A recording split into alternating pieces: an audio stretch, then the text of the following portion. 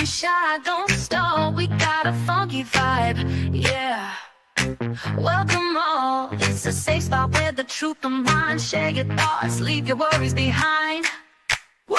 Defense West, that's where you belong. Click that like and groove along. Hit subscribe, let the love flow free. Join the fam where you're meant to be. Oh, got mysteries, stories that thrill and ride. We dig deep, ain't no secrets to hide.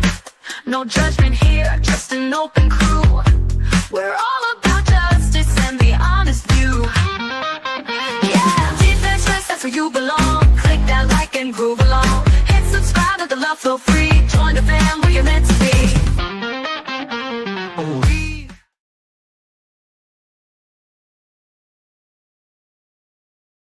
Surprise! I'm here. Good morning, and welcome. Welcome to day 4 of the Baby and River Trial. It's not very nice. It's very triggering, so please, your discretion is advised. And that goes for me as well. I tend to suffer from potty mouth syndrome, so your discretion is well advised. So good morning. Welcome if it's the first time here. I'm Jody. I am the Defence Rest. And we're going to get into it. And I'm still in the middle of my dinner. So I'm going to get the video up and going. I'm going to scoff it down. And then I'll be back up on stage with you. All righty? Let's do it, shall we? Now, the defendant is baby daddy of baby Kennedy, who was 2 days old, and he was allegedly threw his 2-year-old baby into the Mississippi after unaliving baby mama in the car. Just horrendous. Horrendous. His name is Brandon Isabelle.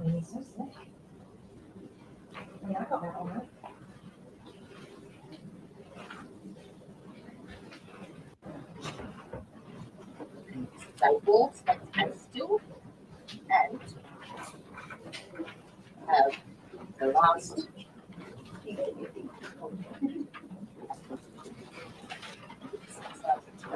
child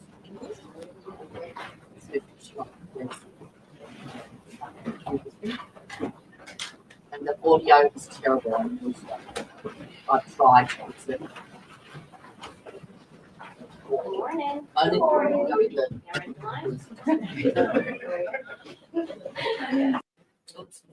We're going to get started. There will be a little bit of a break in our action this morning because I have a previous commitment at 11 o'clock. So we are going to work until we can't anymore. It's my understanding that some of you are interested in the weekend football. It's been relayed, duly noted, and I'm going to do everything I can to make certain to watch the whole football. All right, we're back on Lieutenant. Yes, ma'am. Thank you, Judge. All right, Lieutenant, just a few questions here to kind of set us back up.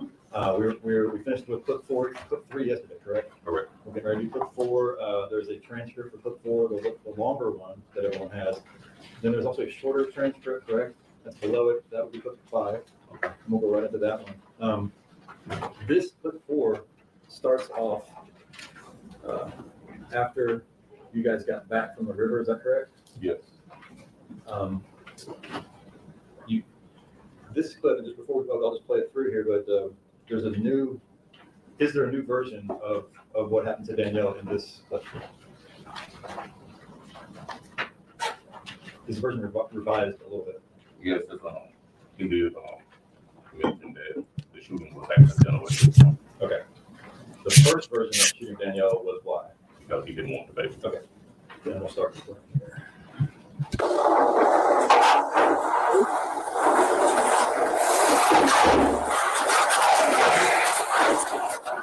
Is this the soul certain plan? Is this the soul certain? We're about proof.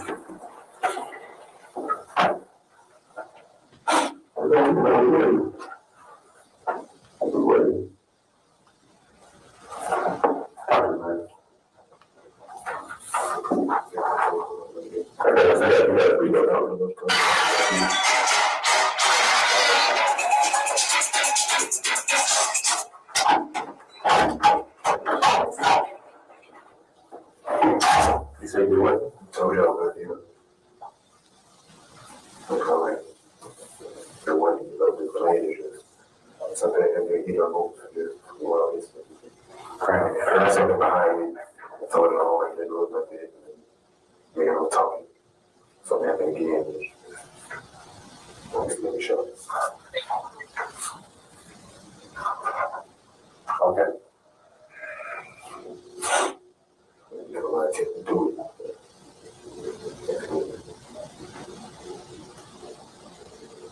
Okay, where did you put the baby? That's wrong. Pushed it. I'm gonna tell her I have to go all the way down. I'm gonna put the force all the way down. I push it. Because I didn't see what they did. I put it up to her. I slipped. I'm gonna let go. So I had to load it on me. I got back in the car. My father cried. I was going down the street. Tell it down for me. So you pushed the baby. You slid the baby.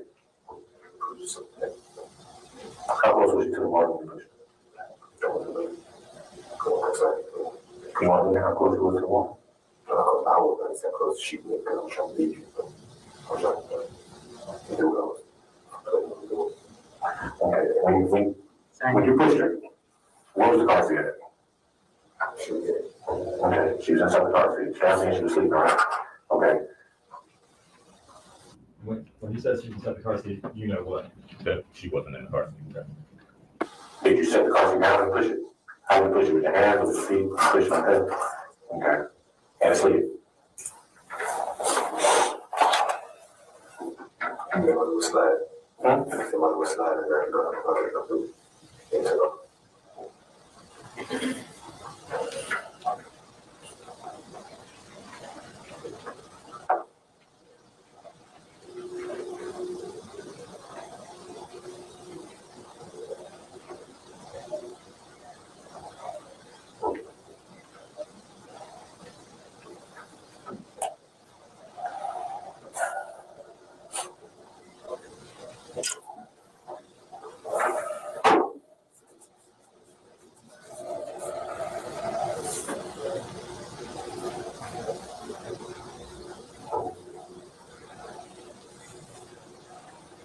So you don't know how close she was?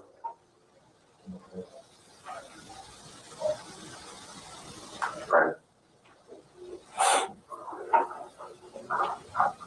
You know what you did, man. I know what you did. You know what you did. It's obvious, man. It's obvious. Let me explain something to you, okay? And I'll put this in a way for you to understand, okay? Right now, your future depends on how people are going to see you from here on out, right? That's not true. And let me explain it to you, okay? Let me explain something to you. Listen to me, friend, okay? Let me explain this to you, okay? Have you gone out drinking, like to the club, stuff like that before? Have you been out before? Okay, but you've been out. You've been out in like a crowd, right? Okay. So let me explain to you this, okay? And this is how this works when it comes to people seeing you, okay? You see this ball right here, right? Now, let's say that you're holding this ball, and you got your favorite drink in there, right? You stand in the crowd. Now, somebody bumps into you and knocks your drink down, right? Now, there's one or two things that can happen. The guy who knocks their drink down, he can say, damn, my bad, man, I was having a bad day, I was having a bad moment, I'm sorry I knocked this drink out of your hand. I know it's your favorite drink, I fucked up my head, right? Or, that same guy can bump into you and say, man, I really give two fucks about your fucking drink and I don't fucking care. The fuck you let that drink and keep walking, right? Which one of those people look the worst? The one that tell you to go fuck yourself, I don't care about your fucking drink, right? Now, I'm gonna ask you something. Which one of those people do you think you look like right now? Now, with that being said, keep that in mind, Brandon. You know already told us everything else. You understand what I'm telling you? Just tell us the truth about that. Just tell us what you did. You can remember? Okay, did you watch her going to war? Brandon. It was a slightly hard push. Brandon, Let me tell you something, okay? You have to walk over rocks, get down to the Motor City, didn't you? Let me tell you like 2 floors in the so you walk all over the city. Let me tell you something, man. Those rocks are moments. You have to navigate through those on walk. Ain't shit sliding down that thing. Now you can tell me several times that you slid down there. Physically impossible. But physically impossible, bro. That shall see.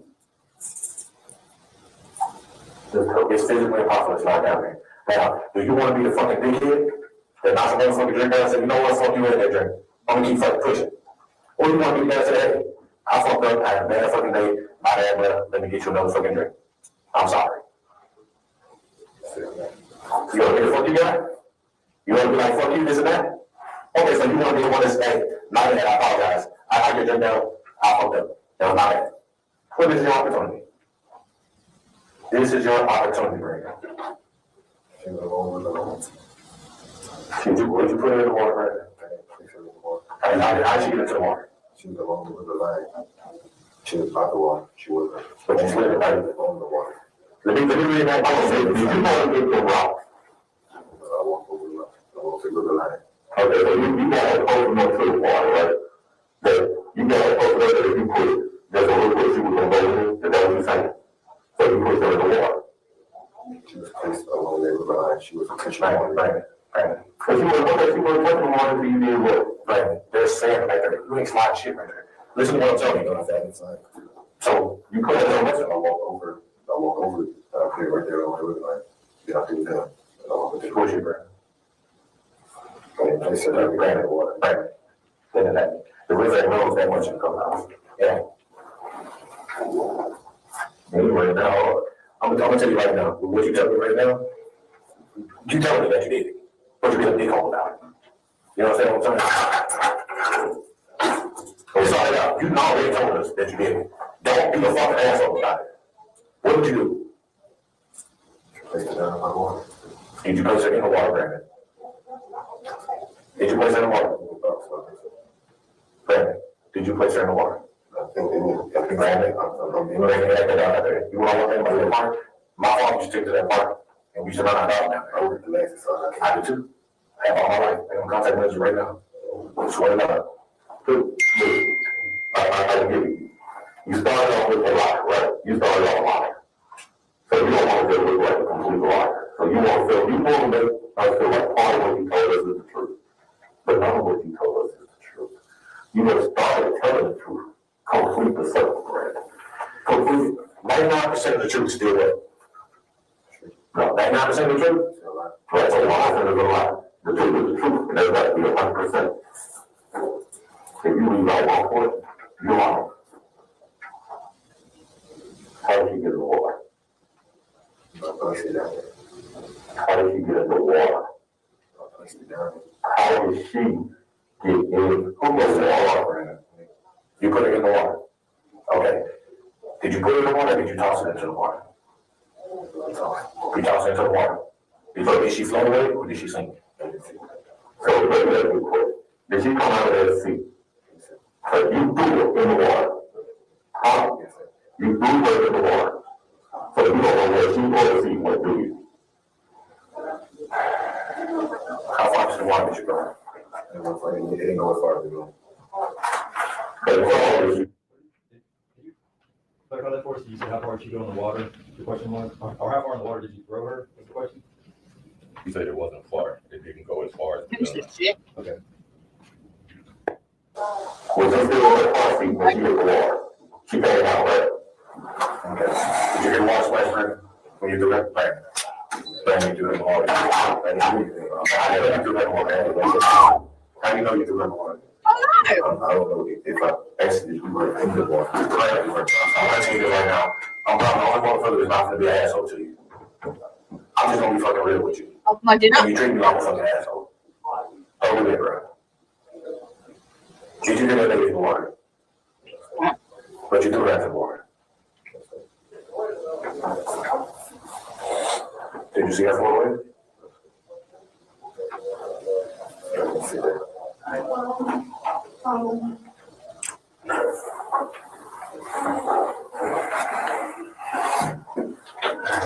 Hang on a second, okay? So I think this You is need some right now? why You just want water. You still want it? Okay. But Norm, if anyone goes to ask if they want water and got it right, so things like that. Okay, that clip ends with, this is why he says, or does he say that he accidentally shoots and changes to accidentally shoots it? They say you accidentally shot her. Somebody hurt or something.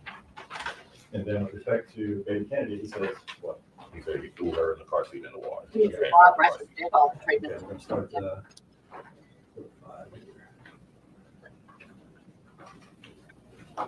Now we.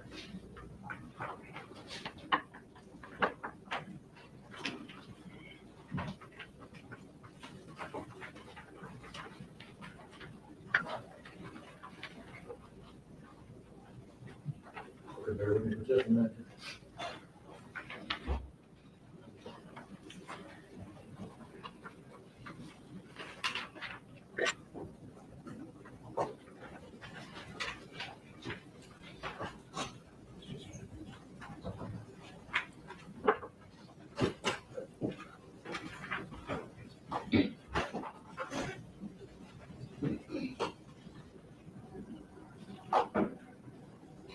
The next one is a pretty short one, is that correct? Yes.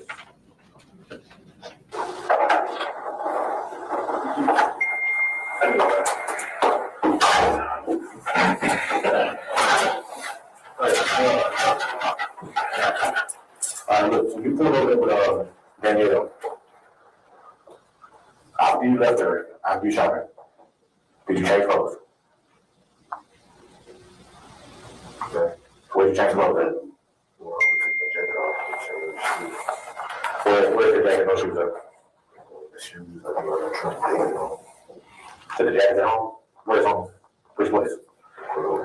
Take one over, what address? Where did you put the jacket? I didn't know it was problem about. What's it look like? Black and gray? Black and gray. Okay, and that was you had on when you shot her? Home. Did you leave me home?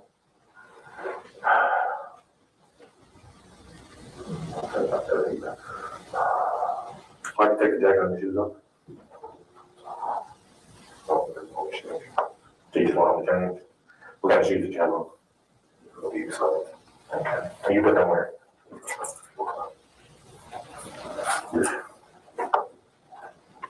Clear, he says, what about the, Is this before that? Is that their house?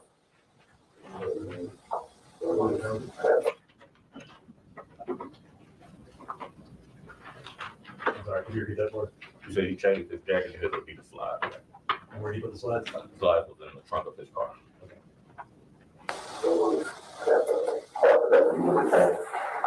Cause I don't have the time on that, but the time, so this white shirt, you got it on about that shirt? No, it is, I'm missing it.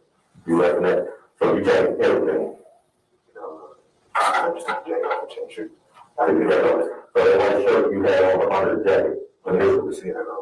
Okay, so, but you had the jacket suit on when you go, right? So. Okay. Okay.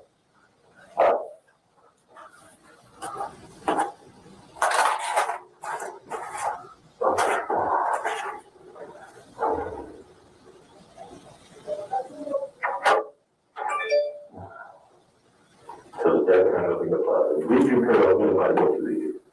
Okay, when the folks started threatening you, your mama asked you a question, right? I want to clarify something, that's obviously a typo in the transcript, that's you speaking and not Brennan Isabelle, correct? Correct. She said, why? What did you tell her? Can you tell her that? Is your mom at home right now? Huh? Does she work? She works from home, so it's good case she's at home. Alright, let's look.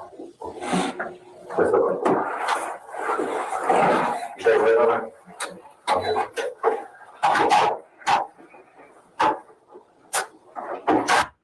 Okay, and that concludes the fifth, and you have one more talk with him, is that correct? Correct. You said we could distribute the last transcript. Ladies and gentlemen of the jury, if you will take your documents and pass them down, we will give you a brand new set for the sixth and final flip, I believe. Mr. Christensen, sixth and final flip? Yes, ma'am.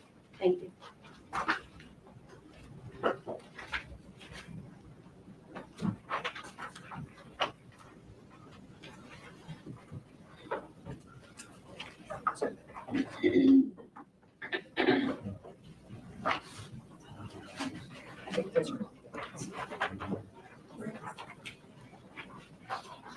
Hi. Doing my money.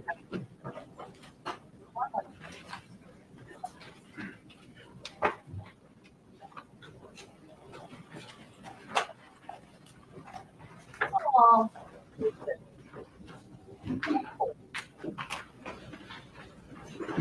Sorry, sweetheart. What's that?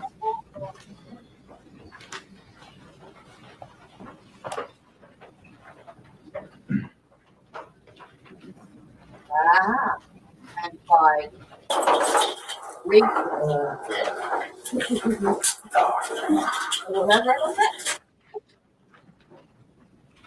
Jumping down a little bit, sorry. Everybody ready? So we can at here. What we've done is taken his clothes and put them in a topic suit. And that is that, Sergeant Carlisle? Bronson, I believe was Bronson.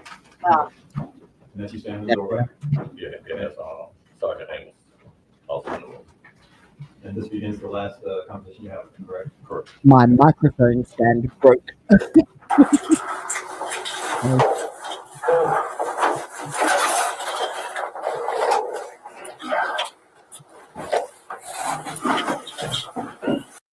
Okay.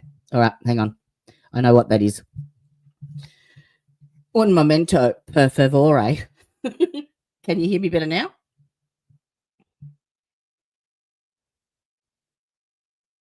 What the fuck are they doing?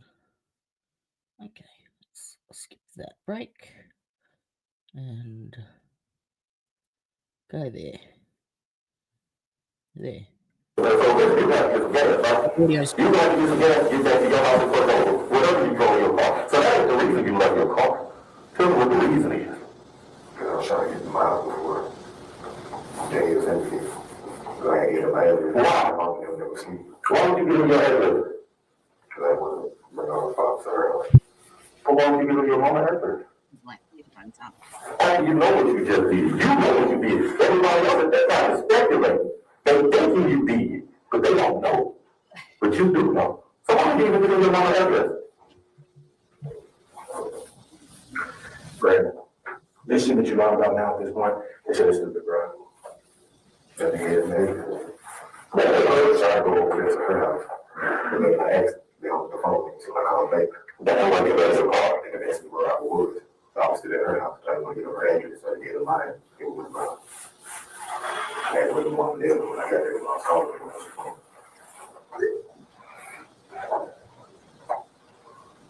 Why do you leave those slides in your car? Probably me, when I Yeah, why did you put them in the bag that you put them in? Don't leave them in your car, in your car. At her house. Why? What's it say there about the slide in the back? To give it evidence. So why are you gonna get rid of the slides though? Tell me why. Look like they had blood on. Who blood? Oh, which one? Look like they had blood on the left. How blood is on there? When you took it out of the car. When you took it out of the car, did you pull some other extension on that? Yeah, you did. They were on the right.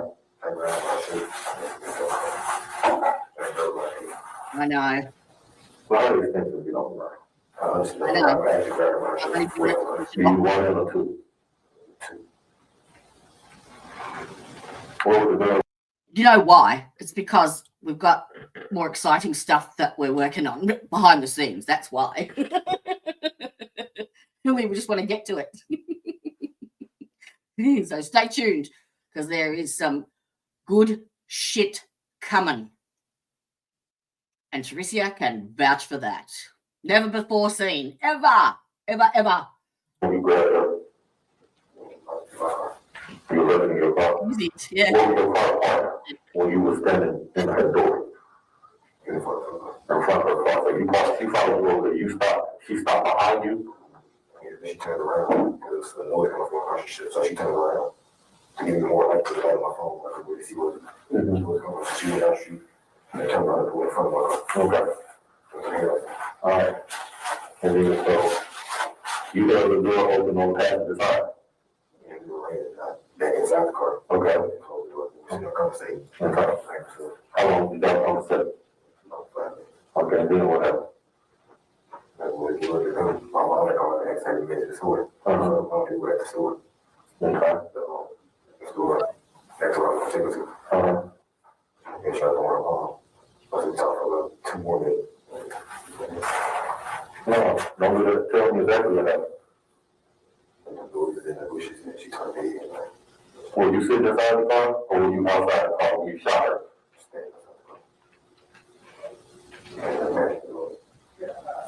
I didn't get it.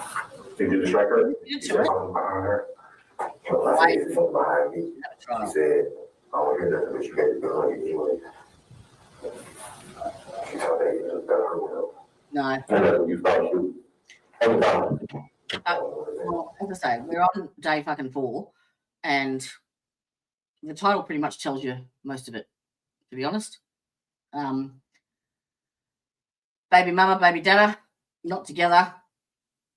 They just have a baby, 2 days old, baby Kennedy. And I don't think he wants anything to do with her or the baby. She sneaks out with the baby to meet him, and he ends up shooting her in her car and throwing their baby over the bridge in the Mississippi River. Then he gets interviewed by police. He admits it. And now he's pleading not guilty. That's about the crux of it, pretty much. And the baby has never been found. You can lie about. Clarify something. He said Apart from a hat. before he accidentally shot her. What did he say? That he actually there was something behind him. Behind him. Right. Four, 5. When you go down the car, you do it again. I can't see the state's case going any further than today, really. I'm not sure, but we've had the medical examiner, we've had all the investigators, and now we've got the confession. So, Did you pull it out of the car? Did you shoot her again once you pulled it out? You sure? I just pulled it out of the car and I put the car off. Because I really wasn't bullshitting you. That area really is monster. Okay, so there's a bunch of glass right here, right? Her car is right here. How far is down there? That's just a quick question. Sorry to keep interrupting, but you've reviewed these questions. They indicate that you've reviewed a little bit of the crime scene that says within Levi. Yes. Okay. And if you could tell us a little bit about that. Before opening for it. So when I arrived over there on the scene, her car was parked away from the glass. You could tell where the glass had been shattered and stuff was going on. Her car was down a little bit where her body was. Okay. And that's what you're getting into with it? Yeah. So I jumped inside the car and started. I don't know how to move the car. What I did, as I did, he started moving back. He started rolling back. How far would you say it rolled? I guess when it's 2, 5 feet, 10 feet, 15, 20, 30, 40, 50, 60. 50, 60. 50, 60. How long was it rolling? About 5 feet. Just slow roll, no foot on the gas. So it was just like it was in reverse, but no gas was being given or something like that. And you threw it apart. It was already in part, you just rolled it back. She got a stick. No, she did a stick like manual, but that should be able to drive it. So after you jump in and stop the car, then what you do? You got the baby, put the baby in my car, pull her out, put the car on. And then after you left, where'd you go? And then what? Well, change my jacket and shit. I'm gonna take it off. And what do you do with the jacket? Where is it? Is it hanging up or is it on the floor? And then what do you do? And what do you do?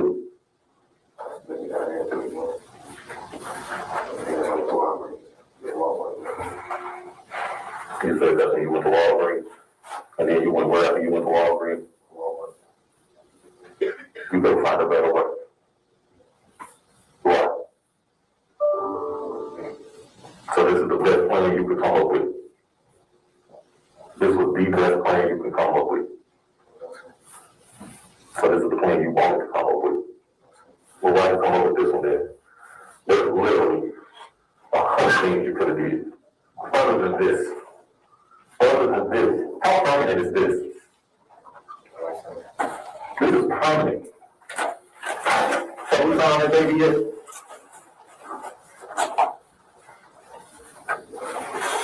How did you put your child in the world? That's your young, you got what, right? How old is he? He's 5. He love you? You enjoy hugging him? Let me tell you something, man. I'm not gonna be angry with you on that. I'm just gonna tell you straight up. You don't have any daughter, do you? Anymore. Having a daughter, you'll never experience love like that, bro. Never. I got daughters. You'll never experience that type of love. There's some people just be fucking honest about everything. You lay all out, man. You were in the car seat. You did this, you did that, whatever it is that you did, that you know what you're lying us about. And just, the rest is, I'm just talking about. See what you keep saying, but we keep finding out shit. That's what you keep saying. So, okay.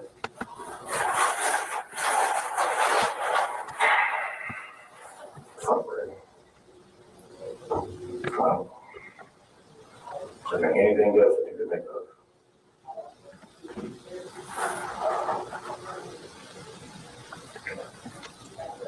How did it happen out there? How did it fall?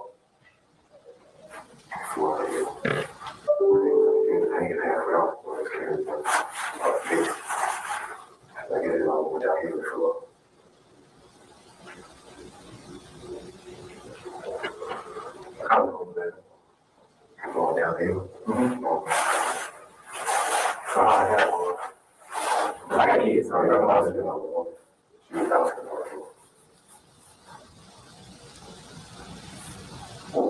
So I thought she was asleep. She went to the way. Yeah, that's fine. She was good in the way, bro. She was asleep. And she was asleep for the time I put it in her heart. She was asleep all the time.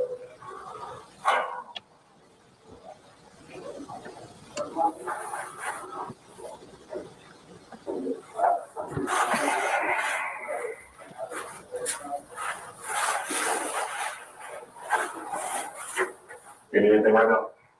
You need anything right now?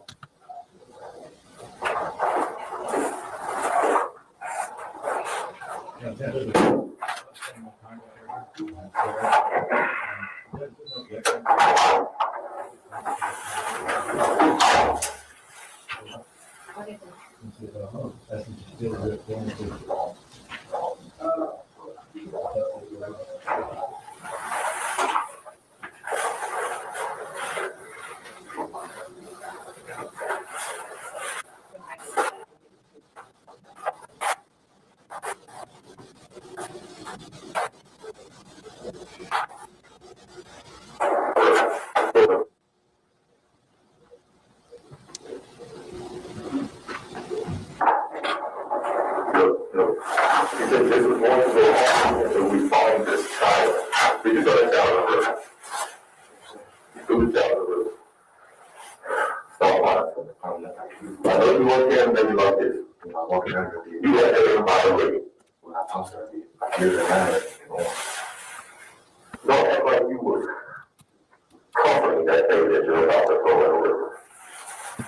But at that point, you don't give a fuck about that child. You tell that baby down there about the wicked and be away.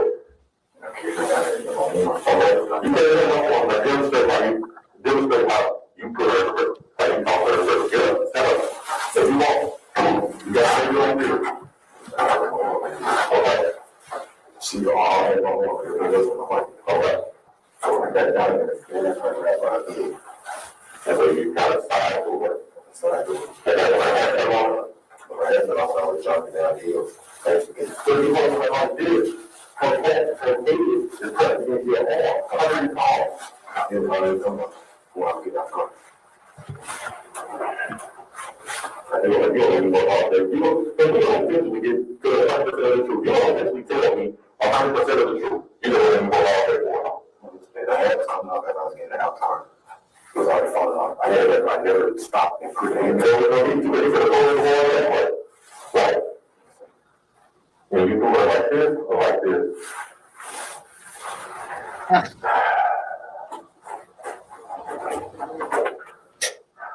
You know what you ask you all these questions? You know, I fuck you off. Why I you ask you questions? Because we want to find this baby. We are definitely follow. Before I ever met you, why you did it? This is that side of the child. You threw the child in the water. You didn't drop off in the parking complex.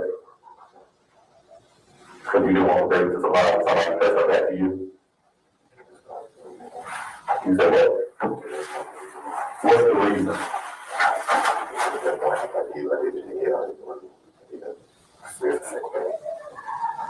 What's he saying there? He said at that point he did what he did to Danielle and he didn't want to be a single parent. Okay. I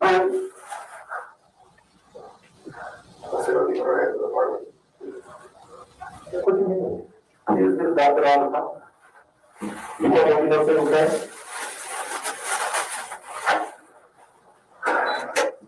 What was the best way? When I get the call, I got my manager to go. Well, you got the money to the call. The hand. I think his hand, she got some hot good looking. White, blue. Straight head.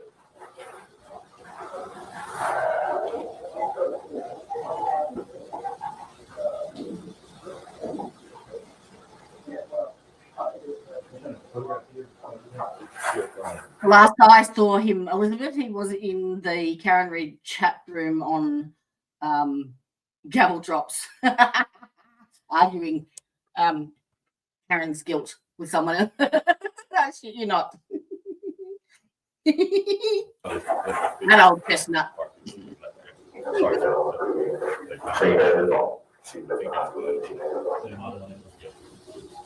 But this policy.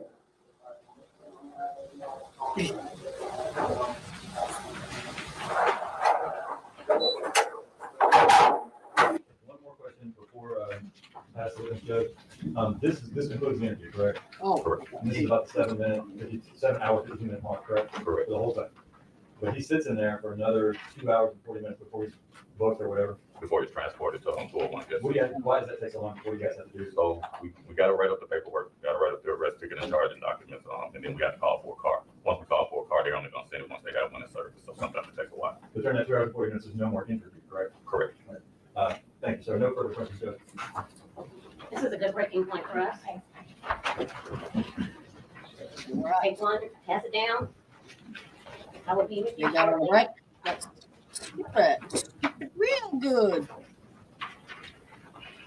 And go. When, Welcome back, Garner. when Mr. Isabelle was arrested.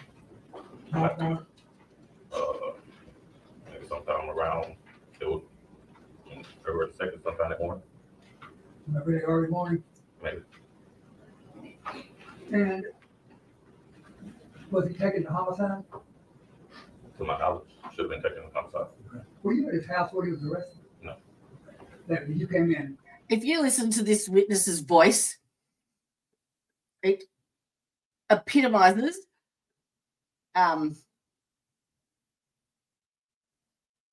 it's gone from my head. Memphis, Tennessee. Like if I close my eyes, I would imagine that voice coming from Memphis. the homicide, go to talk with him? Yeah. You know, What time did you get to homicide? Oh, that morning, The wee hours of the morning or? It was closer to maybe around 7 sometime in the morning, something around there. And while you were arriving, was Oh. he in that room in homicide waiting? And My bad. I noticed his hands were. Just remember. right? Correct. And there was a bench in that room. Yeah, It was across the table from you and off the wall, and he was on. Yes. The bench is about, good looking, very wide. It had decent width, Just Why? to make for comfort in it. wide enough in the lay on. And I noticed that. All right, we've got so far 3 votes for the defense attorney and the dipshit awards. I think I'll just nominate myself right now for another one. And I do believe the defendant is probably in need of a few as well. So get voting. I'm going to nominate 2 right now. They seem to be shackled to the Hello, wall, Nemu. No shackles. shackled to the bench. Yes. I just wondered why it was sticking out like that. Did he have room to? To move. It was right at first, yeah. He had moved. He had enough room to lay down. Can you? And when you came in to talk to him, She's a little shit. was, you were gonna Her treat bowl's empty. That's why. Correct. interrogate him? Interview. Interview him. Okay, that's a nicer word there. Yes, but that's what I do. Okay. And you want a person that you are interviewing to believe you. Do I want them to believe me? You want them to believe you're being straight with them. It don't matter if they believe me or not, because they know. That's, well, where, do you get any training in how to interview people? I Oh have my not. God. No training at all in any particular type of technique? I mean, I guess you could say the course of my career is training, but I a certain school I never did. On the job training? Yes, Have you ever heard of the Sufficient read for the read technique, technique. Yeah. RED? There you yes, go. I've heard of it. Okay, and that's a method of interrogation, is it not? Yeah. From what I've heard, but I've never had that training. But you've never studied it at all? No. Okay. Well, when you're asking random questions, what are you looking for? Are you looking for a confession? When I'm, That's your purpose, to get him to confess? Hello, the darling. purpose is to get them to tell me what happened. Can I have a kiss? And that, in your view, is to confess. It depends on what happened. Don't just walk past me. Do And you want me to fill does your bowl that up? mean that you have him tell you what happened? Or You're not do you going to tell stop, him are you? what happened? No. It's a Just going to walk conversation backwards and between forwards The person and I. I'm sorry. until I fill her It's a fucking bowl conversation up. between the I'll person be and I, back. so in that case, it would be a conversation between Brandon and I. And that conversation, are you looking for Fact. truth? Obviously looking for the truth. Well, did you already know the truth? Some of it, When you started, we'll go back to first. When you started, did you already know the truth? no. He was told that you knew what happened, Of course. of course. Okay. So when you told him that you already knew what happened, you wanted him to believe that. Well, when I told him I knew what happened, I didn't know if he would believe it or not. Okay, but that was your purpose in telling him that. You wanted him to believe that you already knew what had happened, and you were giving him a chance to say it.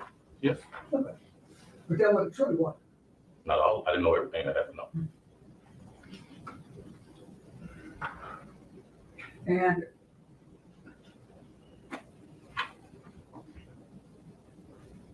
when you started talking with him, I noticed you gave him his advice of rights. Correct. Was he being cooperative? Yes. Okay. And you read his advice of rights, or had him read it? Yes. And what did his advice of rights basically say? If he could talk to us if he wants to, and if he don't, he doesn't have to. Okay. But he didn't have to waive his rights to talk with you. If I was going to ask accusatory questions, yes, he had to raise his voice. But I mean, he had the choice. He could say, no. Yeah, yes, he had. But he didn't do that. He did not. Talk with He did. you. And when you wanted to search his phone, you would have had to get a warrant, to search that phone, would you? Correct. But he told you, I can say it, go ahead and search my phone. Correct. So he was being cooperative. Yes, it was. But he wasn't saying the things that you wanted him to say yet, was he? Everything you said, I wanted him to say. He wasn't saying the things that, that you guys were telling him. What did we You tell want him? to go back through all these things? You know, when you say you threw him in the river, you did, how many times did was he told he was lying? A lot. A lot. How many times was he told that you threw the baby in the river? I haven't counted, but it was a lot. There's a lot. It's a lot. It's a lot there. Yes. Okay. Well, let me rephrase that, because we asked him, did he toss the baby in the river? And once he said he did, then we reinstated that he did. But initially, we asked him, did he throw the baby in the river? Boyd was in there with you, wasn't he? Some of the time, yes. Most of the time. Most of the time. He was coughing a lot, was he sick? I don't know. It was during COVID, wasn't it? Yes. I don't know if he was, Yeah, I don't know if he was sick. I don't think I'm his doctor. And the last part of the advice of rights was that no promises or threats, no pressure or coercion Correct. was what? Was put on him to sign this waiver of rights? Correct. Well, why is that important? Because he has to do it of his own free will. Has to do it of his own free will. And if he's doing it of his own free will, what, is it more reliable? No, it just means we didn't force him to do it. Okay. We didn't force him to. Why is that important? Because if I force him to do it, then that's not within the law. I can't force him to do anything. You're forcing somebody to do something that wouldn't be within the law. Correct. And it wouldn't produce reliable results. Results still might be reliable. Well,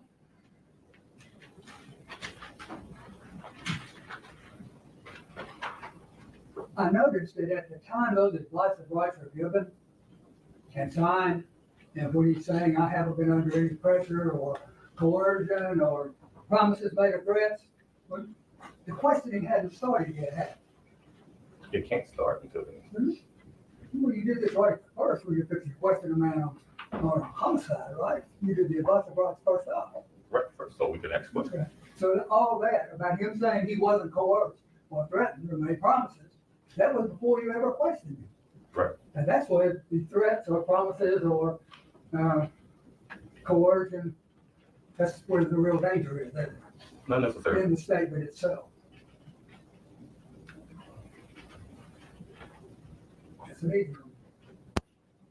I'm not sure I understand the question, but Is there an objection? The danger of the coercion. objection, I don't think the witness understood the question. Let me repeat, thank you. The danger of coercion coming into play and producing a statement that isn't reliable, that comes during questioning, doesn't it? It could. And what this advice of rights is for is to prepare him for the questioning, right? Yes. And to protect you. Yes. Well, why is it important that threats aren't used? Say that again. Why is it important that threats are not used? Because if you threaten Why somebody, are it's you possible going that they'll to? say it It's just fucking- to avoid the threat. Pretty much like when it started, I noted that he was told he would be dodging dicks for the next 50 years. That was, he didn't help you, he didn't tell you. What you wanted to hear. It wasn't said like that. No, it was. That statement was said. It wasn't said by me. But that statement was said. It was just brothers. We watched it here, right? Right. Jury saw it, right? I said it was said. It just wasn't said by me. Was that pressure? It could be. Oh, really? One Really? of- That's a- I agree. This is a fair statement. One of the things that people fear about prison is being raped. A man. Reasonable people, I think I'd ask you. That's big. And that's what he was told, was gonna be dodging dicks, that's what was meant. by that statement, was it not? He said he could be.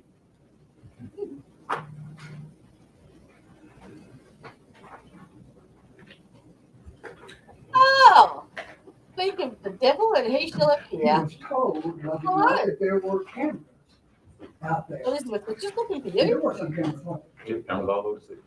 there? And the purpose of telling about those cameras was to make him believe he had been seen on camera. The master.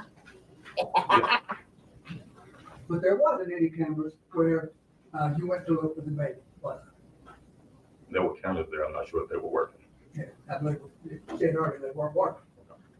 And so you wouldn't have seen him take the baby down to the river. would you? No. Because there wasn't a camera that was working there. No, didn't see him take the baby down to the river. But he was told that there was a camera, He was. and that wasn't true. That was not true.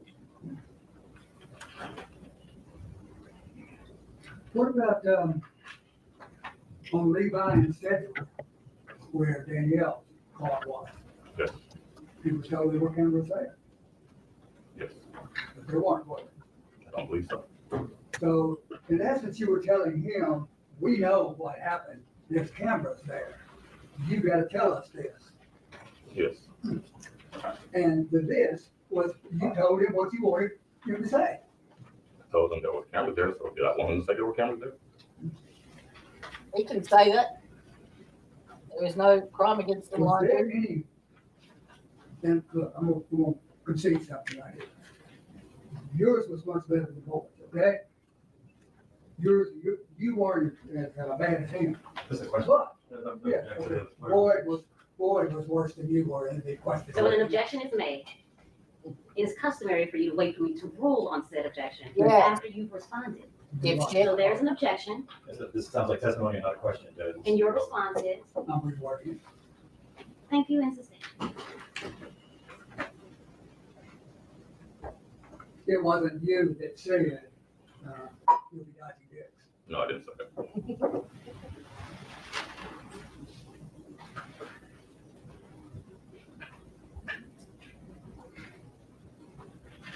Was Mr. Isabelle told that people would be looking at him like he was an effing monster? Yes. How did they know that? How did that further your investigation? Asked him how he wanted to be viewed. If he wanted to be viewed like a monster or somebody with remorse.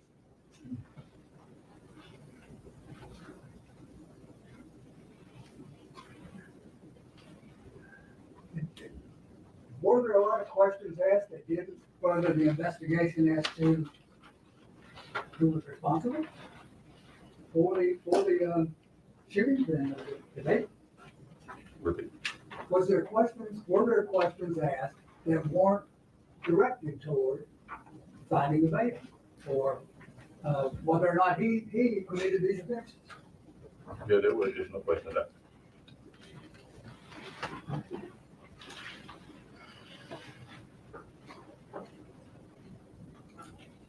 Would it be fair to say that at You're a times dipshit? Yes, that would be fair to say. of some board's questions and statements were a bit over the top? I don't think so. It's okay to tell him the judge and did. Okay to tell him that. I mean, it's a reality that could be there. So that would scare him It could.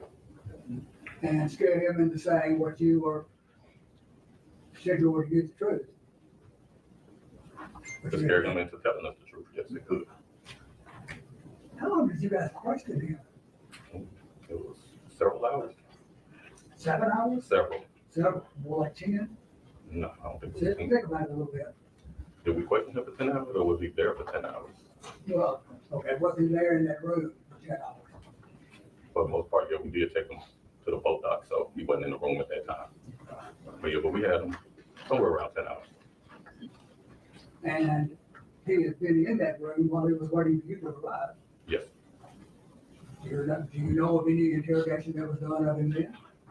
No, it wasn't any.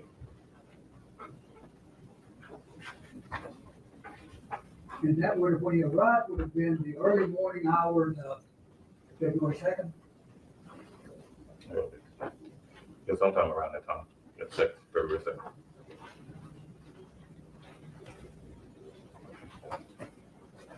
Well, the reason I asked that, I'm trying to figure here, just assume that he got up at 8 o'clock in the morning.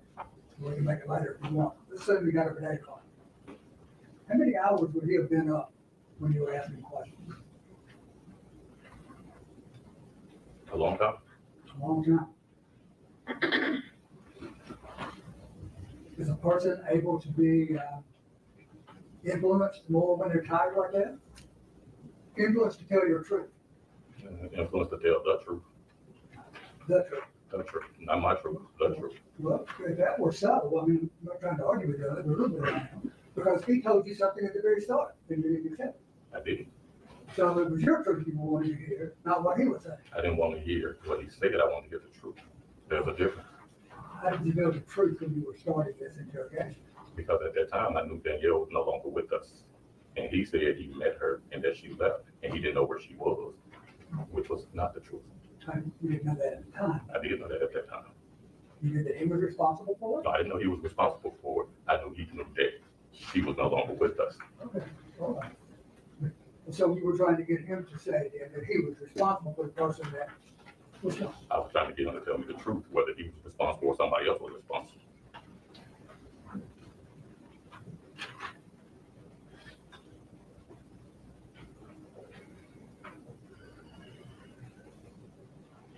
And he was told that the only thing that could save him was to tell the truth. He was told that. Save him from what? All those 50 years of dicks? Not necessarily. It could save him for whatever his imagination would come up Get off the dicks, you dickhead. The fuck? I'm gonna have to do I'm gonna have to clip all those times that he says it and just have it running. You want him to stop until the value to say what you wanted to hear for you. I was going to stop once we found the baby until it was realized we weren't going to find the baby.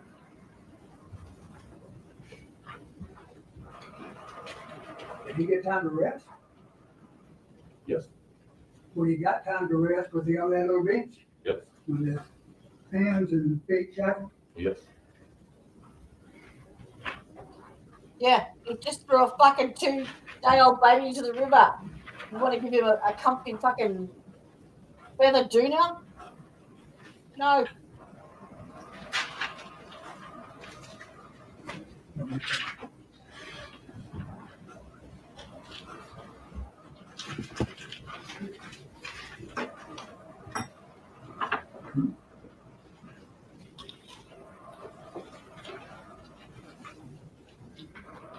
Is it true that he wouldn't stop?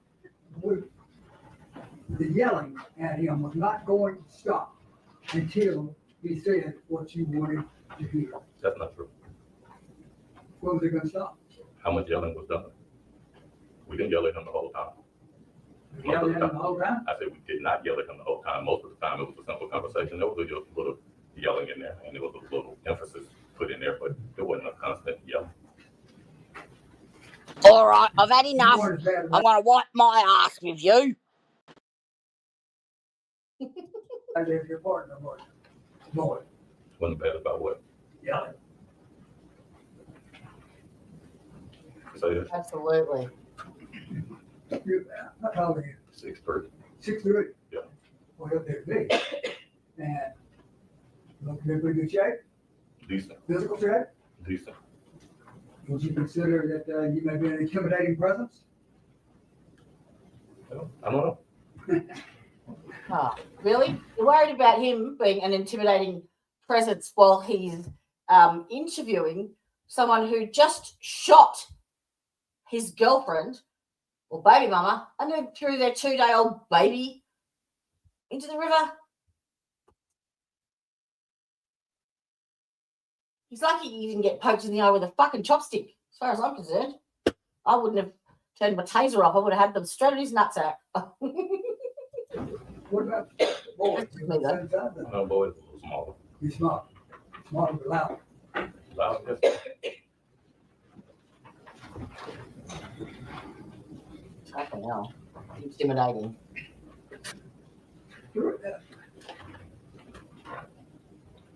Isabelle kept saying that he left the baby at the river, and that wouldn't be what you want to hear, right? We wanted the truth. Because from the moment he told us he took the baby to the river, we had people at the river searching for the baby. And so you didn't accept that he had taken, I think it was at the gate, left the baby at the gate, was that A little bit past the gate. a little bit past the gate? That was what he originally said. And was it you or Boyd that kept saying, did you put the baby in water? Initially, I think it's boy. I think so. I believe you're right.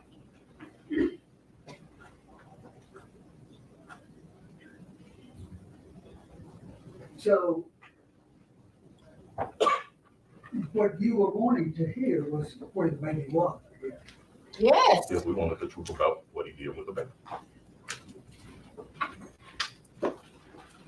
Well, you initially said, well, I took the baby down toward the river, right? Yes. And then, was it Boyd that started saying, you put the baby in the water? Well, I think that question came after he said he placed the baby near the water, and then we started trying to figure out, did it get placed in the water? After you hear the splash? Yes, we did. How many times did he say, you know you threw the baby in the river? I don't know. Much, right? Are you fair? So that's not really a question, that's an accusation, isn't it? Correct. And so is that what your truth was that you all were looking for, as opposed to what he said? Is what you got to say? We were looking for the truth, not just what he said, because he said a lot of stuff that we know wasn't the truth. And how would you know the truth when you weren't there? But if you tell me that you did something, and the person that you're supposed to did it at the time you say you did it is unalive, then I know that's not the truth.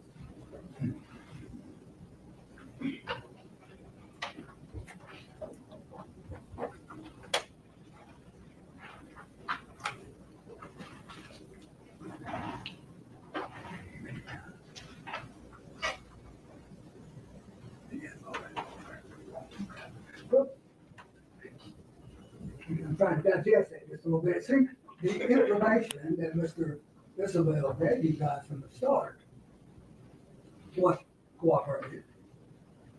Right? No. He told you that, they got threatening text. But he got what? Got a threatening text. Yes. And he told you that he went to his mom with Morticia. Yes. And they gave the brother of Danielle Hall the address of it to his mother and father's house. Yes. And that was cooperated, wasn't Yes. it? And he told you that Morticia had a handgun, Yes. black and silver, Yes. Smith and Wesson, 40 cal. I don't think he ever knew the caliber. 40, okay, well, you found it, though, right? Correct. That was Correct. cooperated. Yes. Lion baseball bat, Yes. machete type, large blade in the car. I never saw that. But anyway, those things were cooperated. They were. The fact that he went over to Artesians was cooperated. It was. The fact that he came back home was cooperated. It was.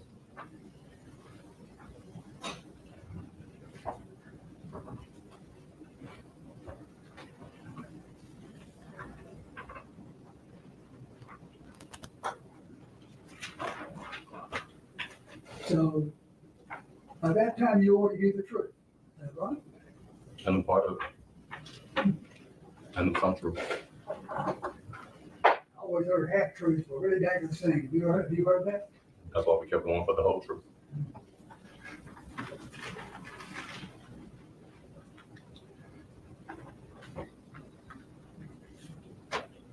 The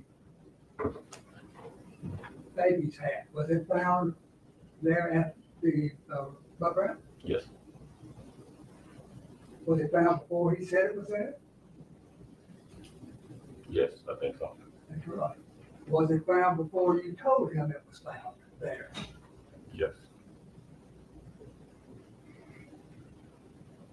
And after that is when he told you the baby's hat fell off at the playground.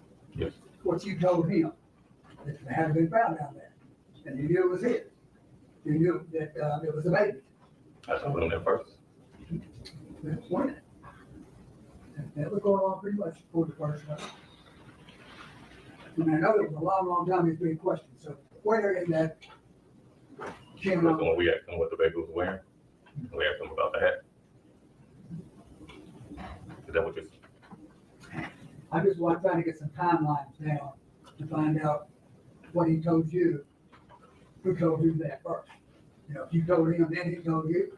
If he just told you, pursuant to your investigation, asking questions, seeking the truth. No, perhaps coercion.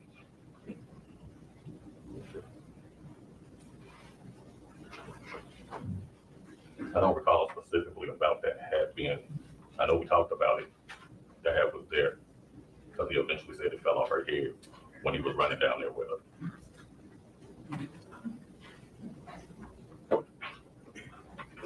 And the timeline he told you about, that was cooperated as well, wasn't it? No, By GPS. no, that's when I told him I knew where he was at certain times. Because at the first time, I told him his timeline was off.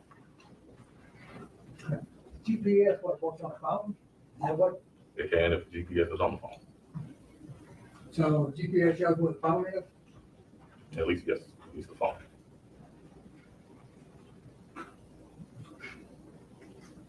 And,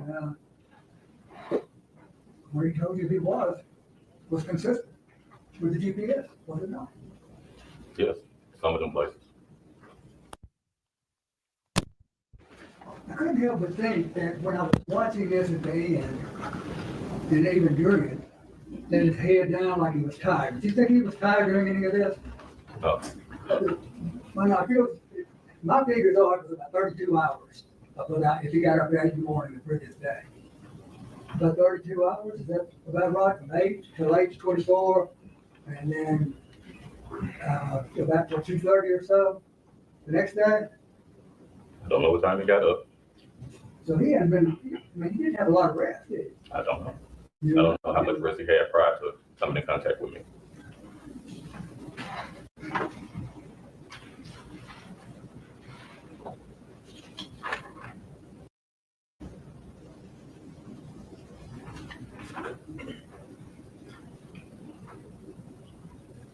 How do you know he told you that he took your baby in the water?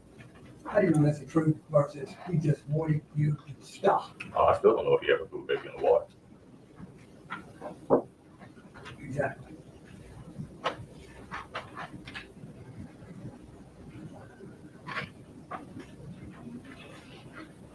By this time, you'd already decided what the truth was. You already knew what you knew. You knew half the truth. Half the truth about what? Half the truth about whatever he was saying. You knew that he told you to be cooperating. Some of it. A lot of it. There were some missing parts, though, weren't there? Yes, And those missing parts is where this interrogation was done down on one. because we want to find the baby. Is that what you're referring to? I'm referring to the Levi sexual scene, and I'm referring to the photograph. So Levi said, you're saying there's missing parts from that? Levi said, you're saying that there's missing parts from that scene? Is that what you're saying?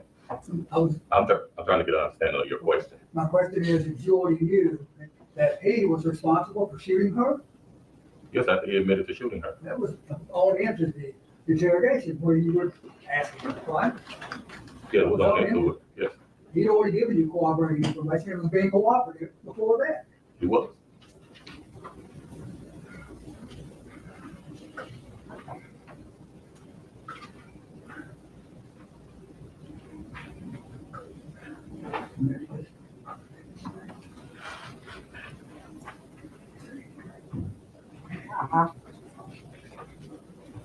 I'm trying to find his name.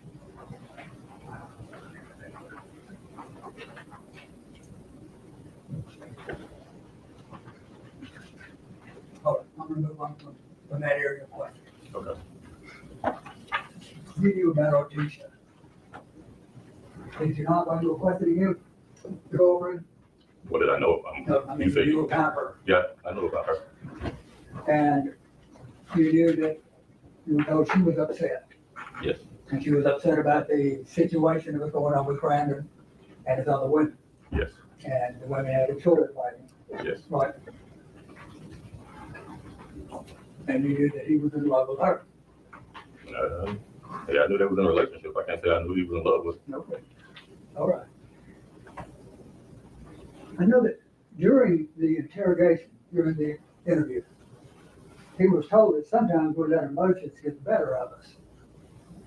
Why was he told that? Because sometimes people let the emotions get the better of them. And when they let those emotions get the better of them, they react. Sometimes they do, sometimes they don't.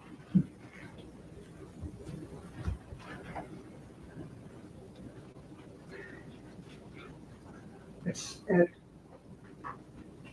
Brendan said in an interview with you that he was trying to get his life situation to work.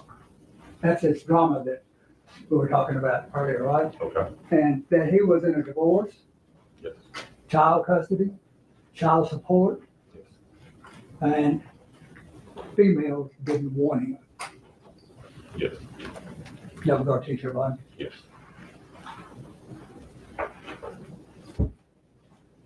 Oh, thank you. I need that for the certificate.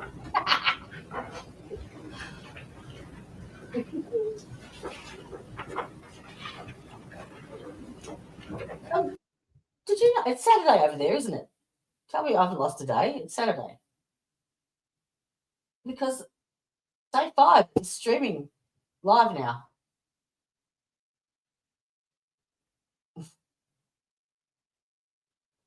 I confused it.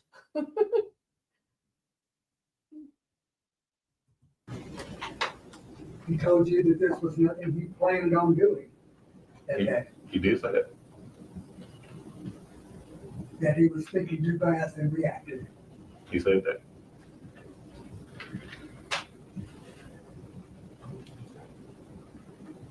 He also said, I believe, that it was not his intent to push the baby into the river.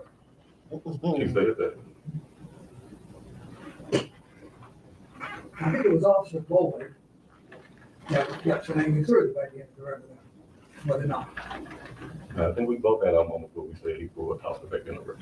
And that's what we said at the start of this cross-examination. He was told that many, many times. You threw the baby in the river. No matter what he said, you threw the baby in the river, right? He told you something else, he said he was a liar. Right. So at the beginning we asked, did you? And once he said he put the baby down there by the river, that's when did you put the baby in the river started. Is that when he'd been up 30 hours or 32? I don't know how long he was up. Don't you think that has something to do with the reliability of what you're being told? No, not about I want to do the The truth. question's been asked and answered multiple Your times. objection is asked and answered. Your response, Mr. Matthew?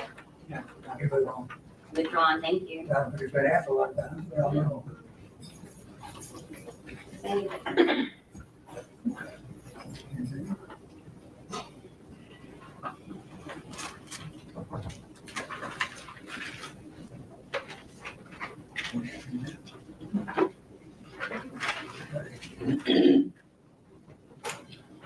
Thank you, sir. Okay, questions?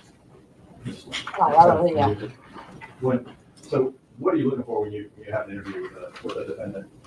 Look, so once we start gathering facts that we can put against what we're being told, we're looking for the truth. We're looking for the truth that happened. So just like at the moment we had Brett and Isabelle and they're talking to him, we're trying to get the truth. We also felt like another person could have been involved, which is the reason we asked him repeatedly, who else did you tell? Did you do this by yourself? Who put you up to this? But we're trying to get the truth. And when he gives you a story that's off, a little ridiculous, what do you usually do with that? We keep going because we know that story is not true. And do you have facts? I already have facts that we can put against what he's saying. Without the facts, then we don't know. So you confront him with facts? Yes. And when we're talking about the baby Kennedy down by the river, what did you know about the river when you started talking to him? And what did y'all found by the river? The baby's head. And so is that why you confronted him about the river? No, actually, that's where he told us he took it prior to, we saw an image that looked like his car head over that way. from, I think, our RTCC camera. And that's why we were asking him down by there. And once he showed on the tablet that I had where he said he placed the baby, that's why we went to there to look for the baby. And when you guys went down there, did you find the baby where he said he placed it? No. But you found what? I had that what the baby was wearing. So did you guys feel like it was a great leap of logic that he may have thrown the baby in the river? Yeah, once getting down there and seeing how the terrain was, as we were walking down there during the daytime, people were slipping, so we didn't think logically at night during that time somebody walking down there would be able to go. So we felt like he probably tossed it from around about where the hat was, or maybe a little bit, a step or two past. And do you look for things generally to corroborate? Not just talking about corroboration, to corroborate what a suspect is telling you. Yes. And when he's telling you, I want to go to Levi Sedgwick, because what did you find at Levi Sedgwick? Found Danielle's car along with Danielle. And what had happened to Danielle? Danielle had been murdered. And what did you know about this defendant as it relates to Danielle that night? That he was the last person that she met with. We knew that they met at the MAPCO. We knew that they left the MAPCO and went to that location. Who was the first one to mention shooting Danielle? He was. Brad and Isabelle, we refer to. And do you remember what he told you about his gun?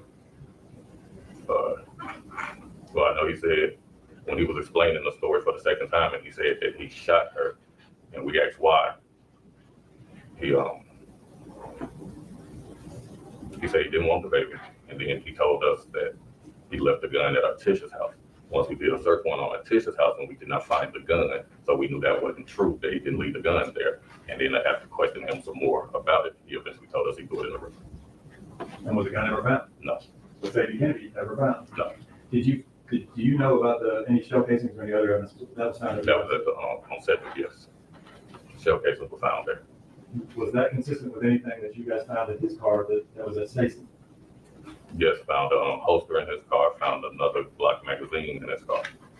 But no gun. No gun. And these things we're talking about are these what we call corroboration? Yes. To make sure that what he's telling you actually did occur. Yes. And talking about his shoes, what did he tell you about his shoes that he was wearing? He said he after leaving Danielle said he went home and changed clothes. Changed his jacket, changed his shoes, put his shoes in the trunk of his car and left his jacket hanging in his closet. What did he say about what might be on the shoes? He said he was leaving the shoes in the car because possible evidence of blood was on Danielle's blood. And what did you find in his trunk at the car at Stacy? The shoes he took off, slides, these slides with the blood on. Where did he tell you he went after he said he threw Baby Kennedy in the river? We went to Walgreens. What did you find at Walgreens? Found video of, well, no, didn't get the video of Walgreens. Found a receipt from Walgreens with things that he bought for Artisha. What did he tell you to do with the things he bought for Artisha at Walgreens? Took them to her house. What did you find at her house? The things he bought at Walgreens. What did he tell you he did with the car seat that he took Baby Kennedy out of before he threw her in the river? Took it to Walmart. Where did And left you it by find the it? dump. Sorry. Where did you find it at Walmart? The car seat. And is that what you're looking for generally, is corroboration of what he's saying and getting to the truth? Yes. Are you aware, Artisha was being interviewed at the same time, is that right? Correct. You said that. She was also being interviewed for a long, long time, right? Correct. Did she confess to murder? No. Thanks, sir. I have no more questions. Mr. Massey? Thank you, Your Honor. The last set of transcripts that we looked at, guides or aids for the interrogation and the interview that you were doing, The last sixth one, the sixth one. that was the last one, right? Correct. In that one, Mr. Isabelle said he accidentally shot Danielle. He did. Was that the truth? You don't really know yet. Yeah. Because you don't accidentally shoot somebody multiple times. Believe that. I'm trying to understand how you know what the truth is. But If- things if that you he said said it was that we true, corroborate. but before, he said, you said that he said, I shot her. He did. Okay. But at the end, he says he accidentally shot her. Of course. And that's what he said at the end. But that's far from over. So then, of course, does that mean that whatever he says you expect is not true? No. Can't say that because if I believe he said when he said he shot her, it's to be true. Then that's true. After later on, he decided to say it was an accident, but he didn't say it the first time when he said he shot her.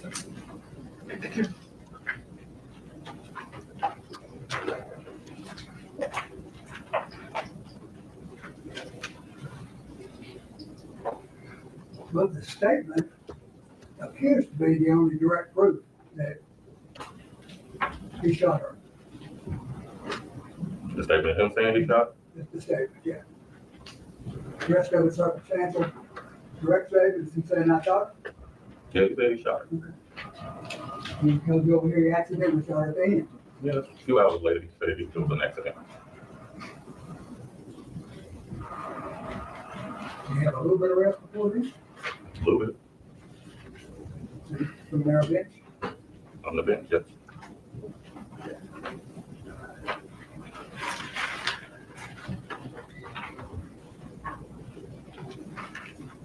And we said earlier in the questioning that you told him a cap was at the river before he told you. You found out that the cap was found out, right? We could have went that way, yes. It's a good find a baby down there. No, we did not find the paper.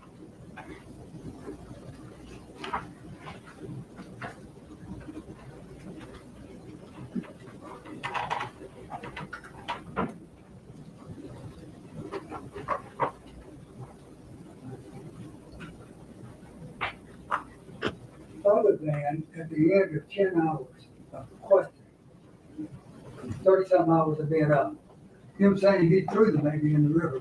What proof do you have the baby was at the river? Well, the cap that we found at the river had the same print of the gloves from the baby that was in the baby seat that we found at Walmart. Well, do you know testing was done on the I do not know. never let us know, what do you think? The He let us- DNA, right? He let us know.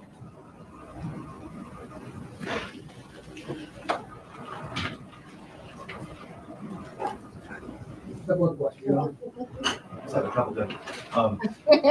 He initially said that he shot Danielle because he didn't want the baby, right? Correct. Was that kind of early on in the interrogation? Yes.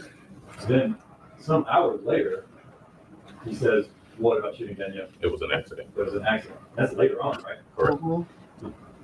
Accidentally shooting somebody is like way less bad than shooting someone intentionally, is that right? Correct. You guys didn't coerce him into improving his story a bit, right? No. He kind of came up with that on his own as time went on, is that right? I think he came up with the whole thing as time went on.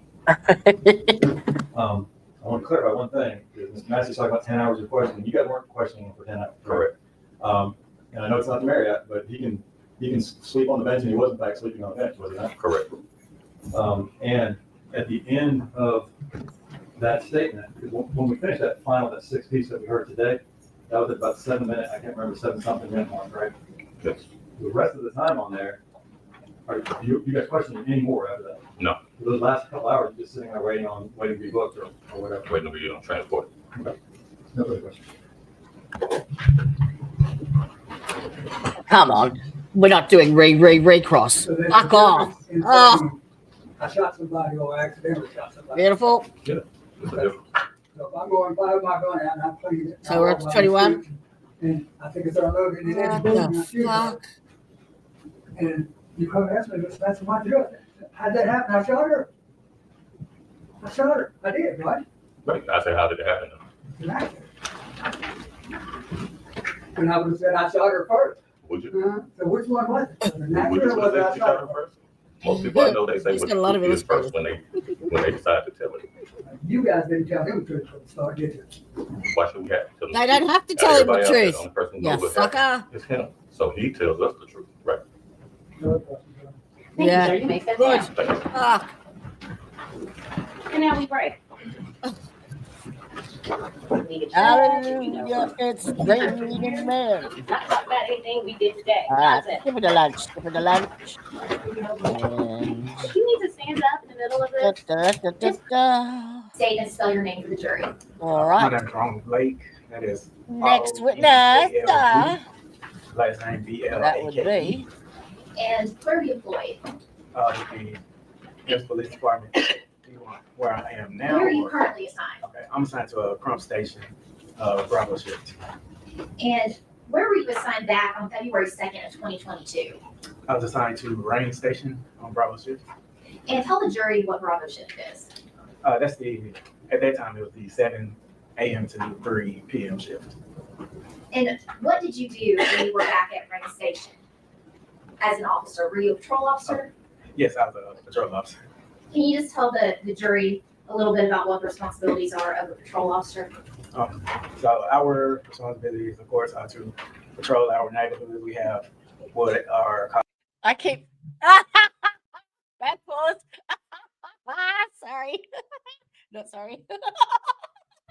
I keep waiting for him to go, oh, girl, you nasty, girl. I don't know why. That's a wicked.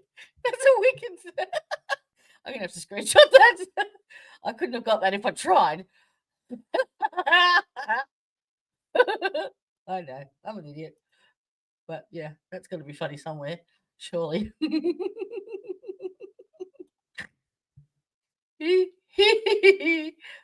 Okay, done.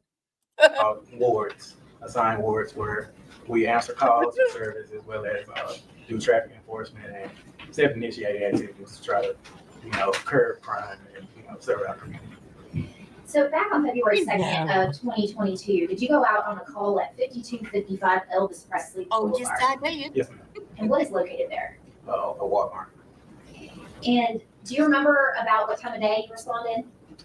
I don't know the exact time, but I know it was in the afternoon, maybe between 1 and 2 p.m. Was it getting toward the end of your shift? Yes, ma'am. And did you end up speaking with a citizen named Ralph Carter? Yes, ma'am. And did he direct you to something a little bit out of the ordinary at the Walmart? Yes, he did. A baby car seat. And where was that located? It was on the west side of the building, the Walmart, which is like the rear of the business. I'm going to hand you a USB drive and see if you recognize it.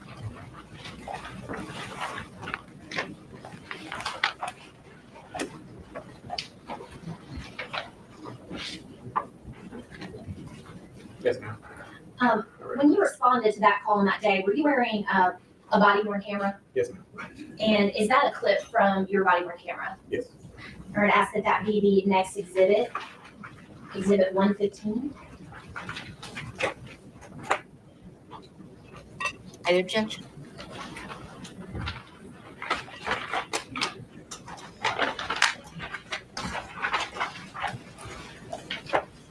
Mr. Or may I have permission to publish? Go ahead, please.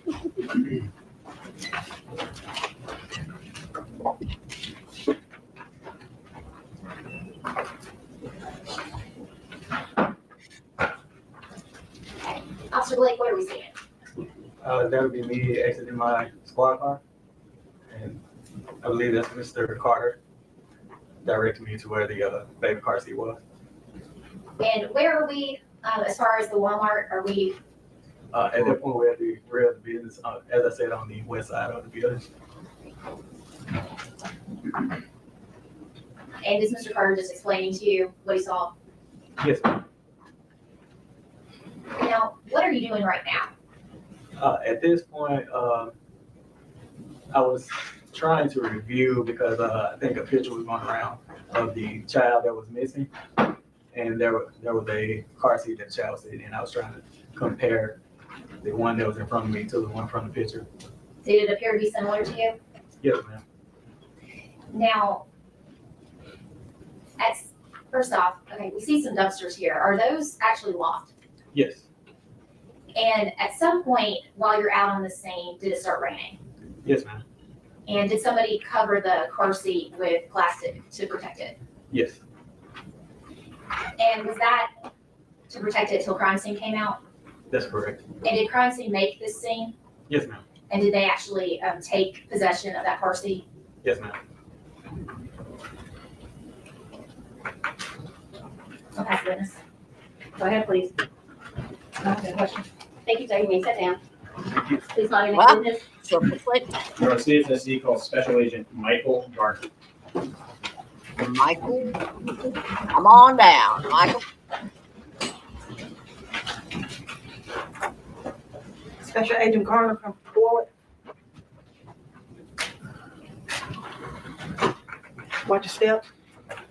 Stand on your face and raise your right hand. Good afternoon. Good afternoon. Do you swear or affirm to tell the truth? Yes, ma'am. Please have a seat. Watch your step. Yes, ma'am.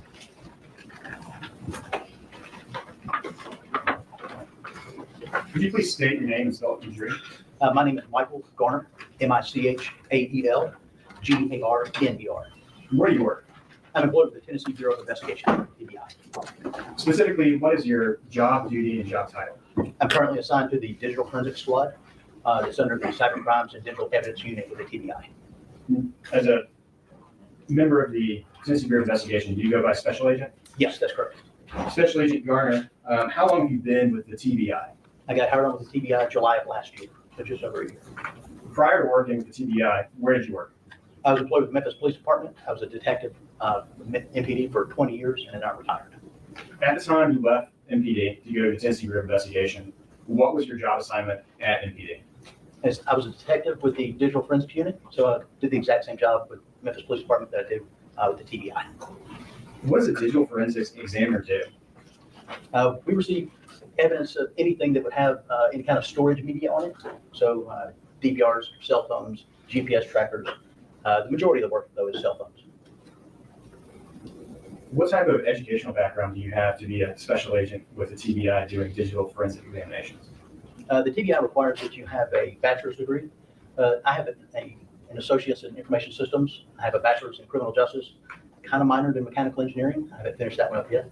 And I've got a master's in cybersecurity. Do you have any other training or credential certifications as to your experience and knowledge as a digital forensics examiner? Yes. As a digital forensics examiner, I hold a mobile device examiner certification from the National Computer Forensics Institute that's hosted by the U.S. Secret Service. I also hold a mobile device examiner certification from the International Association of Computer Investigative Specialists. And those are my non-vendor training. The vendor training, I'm certified in the products that I use. So I have a certification in Celebrite as a Celebrite certified operator and Celebrite certified physical analyst, and Magnet Axiom and Graykey. Graykey is this hardware that does the extractions for us. So it holds certifications in every piece of hardware and software that we use in our office. Are there any specialized schools that you've gone to? The ISIS MDE and the NCFI MDE were specialized training. And then I just recently finished the NCFI Basic Computer Evidence Recovery Training, and that was 5 weeks. And I just received that at the end of August. You mentioned about a lot of the credentials that you have. Do you have to do anything to maintain those? Yes. So most of the vendor training, their products update quite often. So you have to maintain your credentials. They expire every 2 years, and I keep my credentials maintained through the vendors. And then other certifications require recertification every 3 years. And to recertify, I have to show that I've had a certain number of physical extractions from phones and a certain number of training hours, continuing education training. And I do that quarterly every year. Are you up to date on your continuing education training? Yes, sir, and probably a little ahead after this basic computer evidence recovery training. About how many extractions of mobile devices do you think you performed in your career? Over 1,000 since 2020. What about more forensic, in-depth digital forensics using Celebrite or something like that? How many times do you think you've done that with a mobile device? Almost every device. With each of the devices, the software only can operate at a certain level, and no software is the same. So if you're wanting to get the most evidence out of a device, you want to use it against all software, which is why I hold the certifications with Magnet and Celebrite. You're at this time today, Tennessee, with Tender Special Agent Michael Garner as an expert in the field of digital forensics. No objection. Go ahead, please. Thank you, Your Honor. Special Agent Garner, I'd like to direct your attention back to February 2nd of 2022. Where were you working at that time? I was with the Memphis Police Department Digital Forensics Squad at that time. Were you working on that day? Yes, sir, I was. Did you have any involvement with the investigation of a case concerning the victims, Danielle Hoyle and Kennedy Hoyle? I did, yes. The homicide sergeants brought down a device to the office. There were a couple of us in there, and I received an iPhone from our teacher, Stewart, that I did the extraction. That was my initial involvement. How do you do an extraction on a cell phone? So one of the first things that we like to do is, if you've got the passcode, enter in the passcode, make sure that it opens the device. And then the software that we use, you can do kind of a rough, real quick extraction called the logical. Just plug it into it like Celebrite, just pull it real quick. But to be real thorough, we use Graykey and try and get a physical extraction. And that is it's a little box that we go and we plug the device into. We make sure that the information that's pulled from the device is uncorrupted. And I say that because sometimes computers burn, and we get problems with computers. And we check that through hash values. So when Gray Key does that extraction, it hashes that data. And then we just verify that that hash hasn't changed. That what we got from the phone was actually what was on the phone. And you mentioned there's different types of extractions. In this case, what type of extraction was performed? In this case, I did a full file system on our Tisha Stewart's phone. Was that successful? That was, yes. You were talking about hash values. It generated a hash value as well? Yes, sir. Did you also receive an extraction in the form of Cellbrite of another phone that had already been extracted by another investigator with Mississippi Department? Yes. I'd actually received what's called a UFED report. It's a Cellbrite report that it took that raw data, which is all ones and zeros because the cell phone is a computer, and it translates it into human readable text so we can see what the device was doing, what was going on. And that UFED report, that's what I received. And to your knowledge, who did that phone belong to?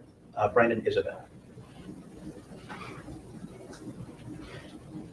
When you go through and look at a phone forensically, what type of data is in there? Pull your phone out of your pocket. It's everything is there. Your calls, your texts, depending on the apps you have on your phone, your banking information, media. And sometimes we just hop on the web and watch YouTube. So everything is on that device, and we can see everything that the phone reports. We can see. Does it also enable you to see even just things within the software, the system settings on the phone? Yes. Can I wait for church to know? I'm sorry. Pardon me, Yes, ma'am. ladies and gentlemen.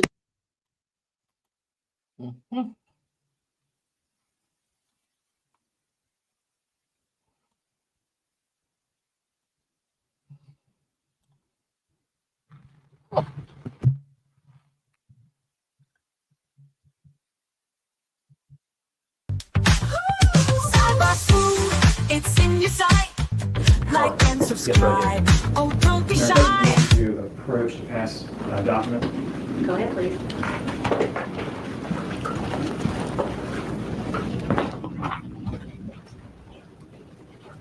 Special Agent Garner, I passed you a document. Do you recognize it? Yes, sir, I do. And what is it? This was the document that originally created back in 2022 and contained the location information that was requested. Is that the report we were just talking about? Yes, sir, it is.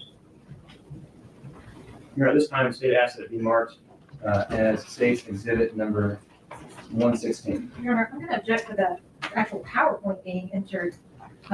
This is not a report, this is a PowerPoint. As a demonstrative exhibit, I have no objection, but to actually be entered as an exhibit, I think that it contains information that is more than just the report. Your Honor, he testified that he looked at phones, found different data, and generated a report in the form of PowerPoint format that's been printed out. This is what he found in the phone based on his experience, and it's an expert report, Your Honor. It was provided to defense as well. And pursuant to the rules of evidence, the state is asking to admit this into evidence as an expert report. Overruled. I'll allow it. Exhibit 116. Expert report provided by Special Agent Garner.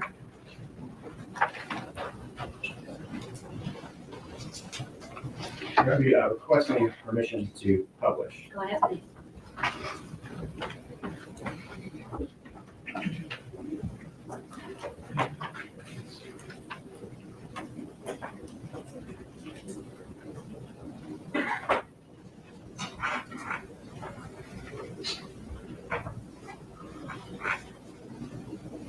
I may also pass to the witness a digital laser pointer.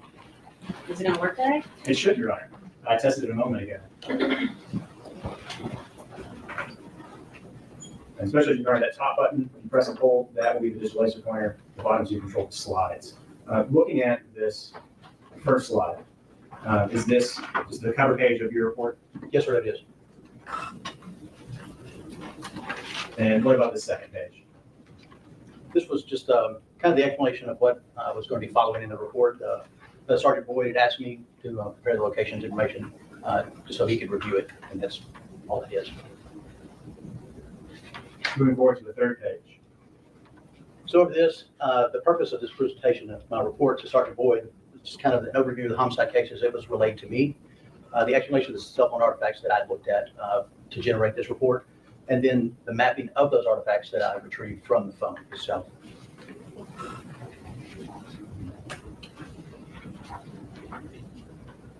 What do we see here in this slide? Go ahead. And from what Sergeant Boyd had informed me was that on February 1st, 2022, Danielle Wool was found by uniformed patrol officers while on patrol. She had been shot, was lying in the mud beside her car. That was the information that was given to me. The location of the incident was Levi Road, west of Sedgwick Road. And I took the location incident based on the GPS of that reporting officer's PDA while writing the report. So it's not actually the homicide scene that you see pinned in my report, but where that officer was sitting while he was taking that report. And that's where I got that location information from. Sergeant Wood had given me a search warrant that was signed for the extraction of iPhone 11 belonging to Brandon Isabelle. He actually provided that to Sergeant Bledsoe, not to me. Sergeant Bledsoe was in my office. The locations were exported from a Celebrate UFDR report and was completed by the Memphis Police Department's Digital Forensic Unit. That was completed by Sergeant Bledsoe. I took that report to generate the locations. The time frame Sergeant Boyd asked for was midnight on February 1st, 2022 through February 2nd, 2022 at 7 a.m. That was the time frame he initially asked me for. Now, is this a photograph of the area where the homicide occurred? So that is the corner of Sedgwick and Levi Road. That's where the police, the patrol officer was sitting as he was taking that report. So that's the pin on my, that's from Google Earth. I placed a pin right there showing where the officer was sitting to, I guess, kind of anchor my report right there. And to be clear, Special Agent Garner, throughout here, there's some Google Earth images, correct? Correct. Those are not aerial photographs taken on February 1st, 2022, correct? That's correct. They're just photographs from Google to give a geographic reference? Yes, sir. Okay. And this is showing geographically where the homicide scene is, and that's what that red pin is? That's that red pin, yes, sir. And will we see that red pin kind of throughout your report? Yes. Moving forward, significant location. What is this? So the database that I looked at inside the phone is referred to as significant locations. This database is where the phone stores any kind of GPS location that it receives. The device is always trying to figure out where it is. It bases on its location and it compares it against a cell site list that it also downloads. So as you're moving across the city, it knows where you are, but it also compares you to the cell site list so it can find the closest available cellular network tower to provide you the best service possible. It also can do some advertising ID stuff because the device is always looking to see where it is. And this database that I pulled the location from is that database, the most reliable location information from a phone, from an iPhone, I should say. So are there be different types of location information on an iPhone? Absolutely, yes. But we're looking specifically at the one where it is communicating with the satellites to see where it is. Yes. Is that necessary for the phone to function properly with communicating with the towers? If it wants to communicate properly, yes. And if your phone did not communicate properly, you would not buy it. Yes, And so that's the data you're using here. that is correct. What is this? So you can't really see this, but this is the device information. This is a screenshot from the UFDR report that I received from Sergeant Bledsoe. And what I did was just the device, the UDID, and then right down here, if we can move forward one. What's highlighted right there in that red circle is the device IMEI, the International Mobile Equipment Identifier. When I extracted the locations and I uploaded those locations into a piece of software called CellHawk, that's how that device was listed in that software. And I'm showing that the device that I had and that locations that I uploaded, they're from the same device. So the IMEI, is that unique to every individual device? Yes, It's almost like a fingerprint. it is the phone social security number. Yes, And so that was the phone social security number or the phone IMEI for Brandon Isabelle's phone. yes, sir. Now, on these next few slides, you have a few different maps created, correct? Yes, With dots on the map. yes. Is that using that GPS location data from the phone where it's trying to communicate with the towers that you were talking about a minute ago? Yes. And to map it, did you have to use some type of application to make it all appear neat on a map? Yes. So I exported the GPS locations from the UFDR report. It allowed me to create a report from itself. And then I could upload that report into a piece of software called CellHawk that would help me map that out. If you were just looking at the location data in Celebrate and not upload it to CellHawk, what would you be looking at? Just a bunch of coordinates? You would just see date, time, the IMEI, and a bunch of GPS latitude and longitudes. Yes. So the CellHawk then plots those latitude and longitude coordinates and then labels them by time. Correct. So tell us what we're looking at here in this slide. So right here, this from midnight to 7:55, I cut out a lot because the device did not move, and it was concentrated right there at the Regional One Health downtown Memphis. And this little call out right here, that's at 7:55. That's just showing that the device has finally left that cluster of dots and is leaving that area. That's the only reason that call out is right there. Regional One, that's a place that some people call the Med, right? That's the hospital, yes, trauma center. So when we're looking at these dots, right, they're kind of all over the map in certain areas, right? But there's really a cluster there at the Med. Yes. What does it mean when you see a darker clustering of dots? So those are just the dots that are overlaying each other, just compounded. So the lighter the dot, there's probably just one marker there, but the darker, the more overlay of the dots. Just dots are just stacking on top of each other, getting Yes. darker. Yes. And then you kind of pointed to that a second ago, but the box you have down there at the bottom, I think there's a yellow dot that the arrow of the box is pointing to. Yes, Is that showing us a particular location at a particular time? correct. Yes. What's the significance of that particular box on that dot? That's just that at 7:55, that device was no longer within this cluster of dots. So just carrying your eye that the device is leaving that area. It's on the move. It is moving, yes. Moving to the next slide, what are we looking at here? So this is the route overview for the next time frame, which we'll see on the next slide. But that green, that's the start. That's the hospital downtown, the Med, and then where the device stops out East Memphis at near Poplar and Estate. So just tracking your eye that it started here, and then comes down and across Interstate 240 back up to Poplar. So just kind of help your eyes know where the device started and where it ended. So in drawing this line, are you tracing the location dots as they're going down the road? The software is, yes. Okay. And so this is the route that the phone took That's correct. to get from the green triangle, the starting point of the Med, to the red octagon stop sign looking symbol there out east. Yes. What do we have here? So this is the area where the red stop sign was, where the device stopped. And so it left the downtown area at 7:55, and at 8:17, between 8:17 and 11:02 a.m., that cluster of dots is where that device was. And a Google search, that location showed it was the Lavender East Surgery Center right off of Poplar. Is there also an oral surgery center in that area too on the map? There may be, I cannot see it. Let me see if it's any better on. Yes, this, can't really read it from here, but that's the oral and, maxillological surgery center. I butchered that one pretty bad. Sorry. Maxillofacial? Close enough. Close enough? Maxillofacial. I'll move on. Yes, And so that time, this is showing a big cluster of dots there, correct? yes. And that's from, That's from 8:17 to 11:02.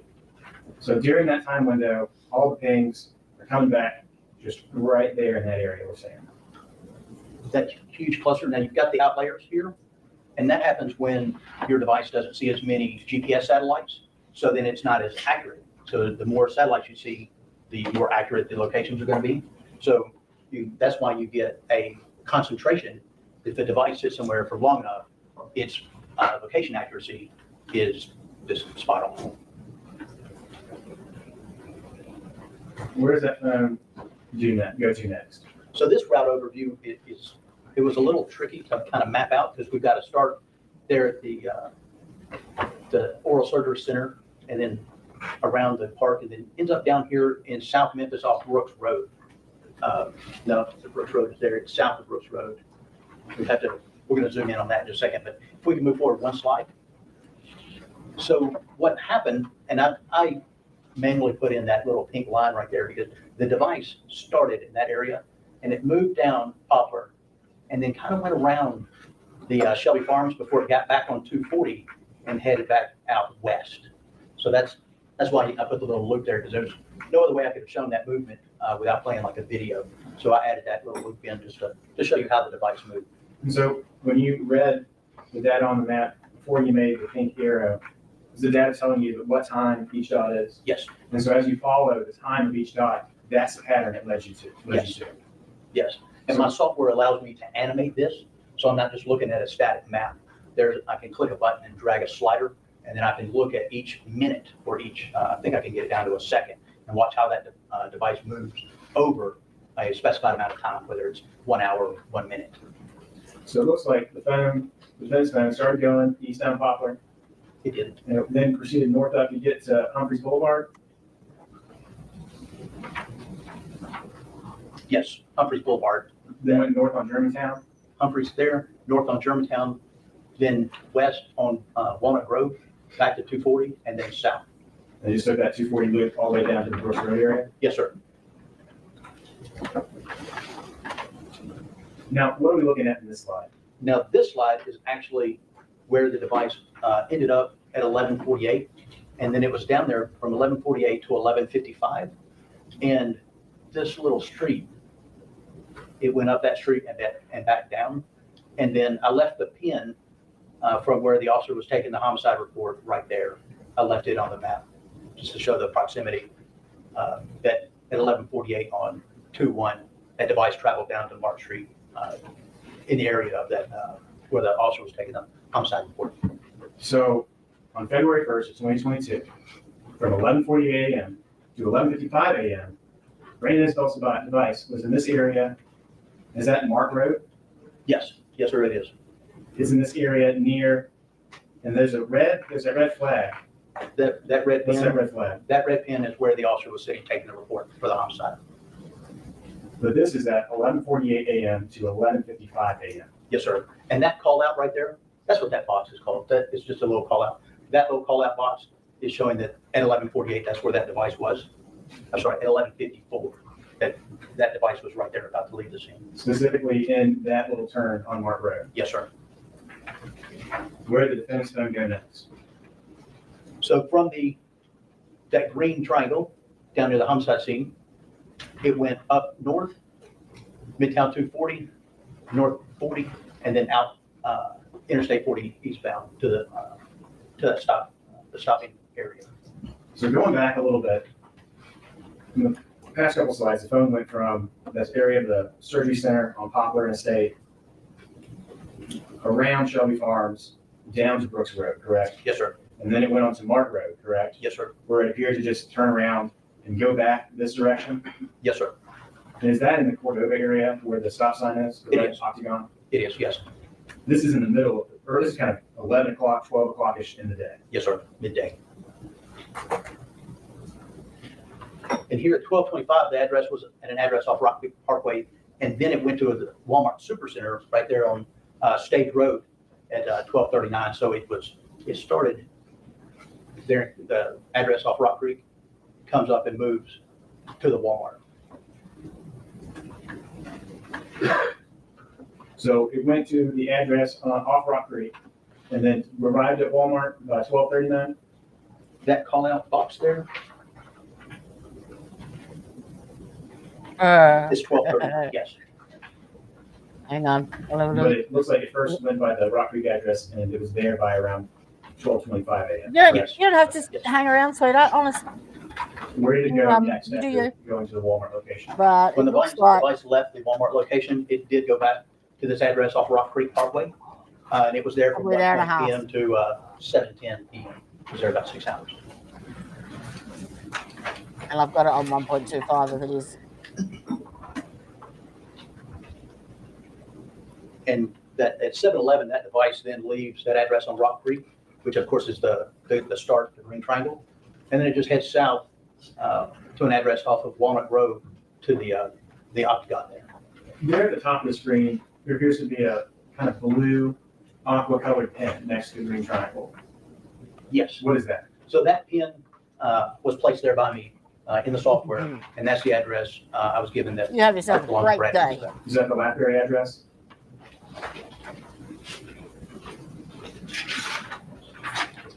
Actually, I cannot read it on this slide right here. It is too small. Going back to though, looking where the stop sign was, going back one slide. Yes. Is that pin for the address for Brandon Isabelle in this area where the cluster of the blue dots is? Yes. That pin was, and I removed the pin so as not to cover up the cluster right there. moving back forward from this route, where did he go to from the Lathbury address off Rock Creek? So when it left that address on Rock Creek and traveled southbound, it wound up in the Walnut Hill Apartments. And that's it coming You off got me Walnut too, Road. sweetheart. I love And you it kind of too. northbound and then kind of clustered around right there from 7:24 to 7:31 that evening. This is still February 1st, Yes, sir. 2022, correct? Correct. Once it left the Rock Creek Police Departments, where did the defendant's phone go? So leaving the apartments, then down Walnut Road to Germantown, up to Germantown to a Walmart. Is that the Walmart there on Germantown Parkway? It is. And the next slide here. So from 7:36 PM to 7:49 PM, that device was at the Walmart Supercenter on North Germantown, right there at Germantown and Trinity. There's Trinity right there. And the device pulled in the parking lot, kind of walked through the Walmart and back down. And then did he leave the Walmart at 7:40, or the device leaves Walmart at 7:49 PM? So that call out box right there is the device leaving the Walmart. So yes. So that's where when we talk about 7:49 PM, that's a 7:49 PM hit, Yes. correct? Yes. Where did Mr. Isabel's phone go to next? So when that device left that Walmart, the green triangle, it drove northbound on Germantown to Rock Creek and then went back to the address off Rock Creek Parkway. Is that the blue pen, the address you have for him on Lathbury? Yes. Yes, it is.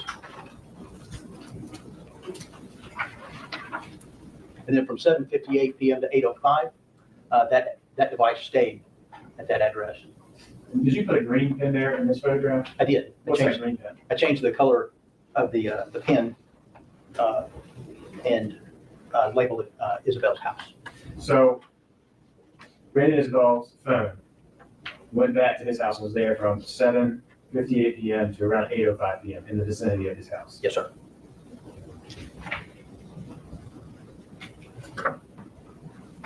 So going back one slide. So at 8:05 PM, where did Brandon Isabel's phone leave home and go to?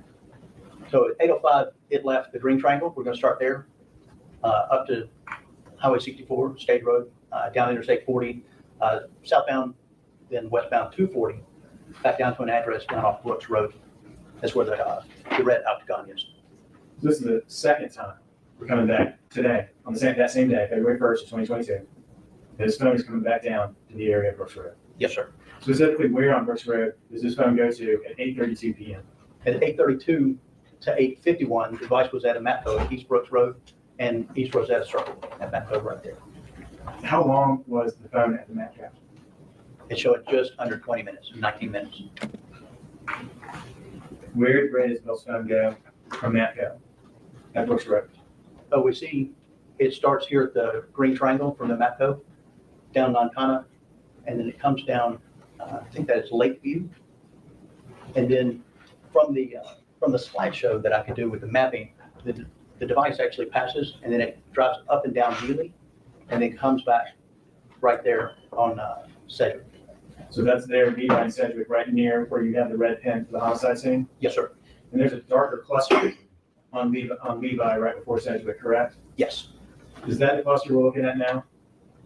That is that darker cluster of dots right there. What time is Brandon Isabel's phone on East Levi Road, just there next to Sedgwick, on the night of February 1st of 2022? The device shows locations was there from 9:02 PM to 9:17 PM. In this particular photograph, you have a certain point flag. So this was the time, and I thought it would show up a little bit better here, so my apologies. But that is the location hit for the 9:02 PM. So it shows him being there from 9:02, and that's the point for 9:02. What about the point for 9:17? And this is the location for the 9:17 hit, right there. That little, you can't really see it. That blue circle I have highlighted yellow, it's not showing up on the presentation very well, but at 9:17, that's where it was. And that cluster of circles we see, time-wise, they fall there between the 9:02 and the 9:17. Yes, sir. So Brandon Isabel's cell phone is there on East Levi Road, just north and west of Sedgwick Street. Yes. from 9:02 p.m. to 9:17 p.m. on February 1st, 2022. Yes, sir. When does Mr. Isabelle's phone leave the area of the homicide scene? By 9:23, the device is leaving the area of Sedgwick and East Levi, and that's the location hit right there with the call out. But there's the cluster of dots we were looking at, and then that's the next hit at 9:23. So at 9:23, this phone is going back up Lakeview Road, heading kind of northeast, Yes, sir. away from the scene of the homicide. Yes, sir. The scene where Danielle Hoyle was found shot to death, correct? That is correct.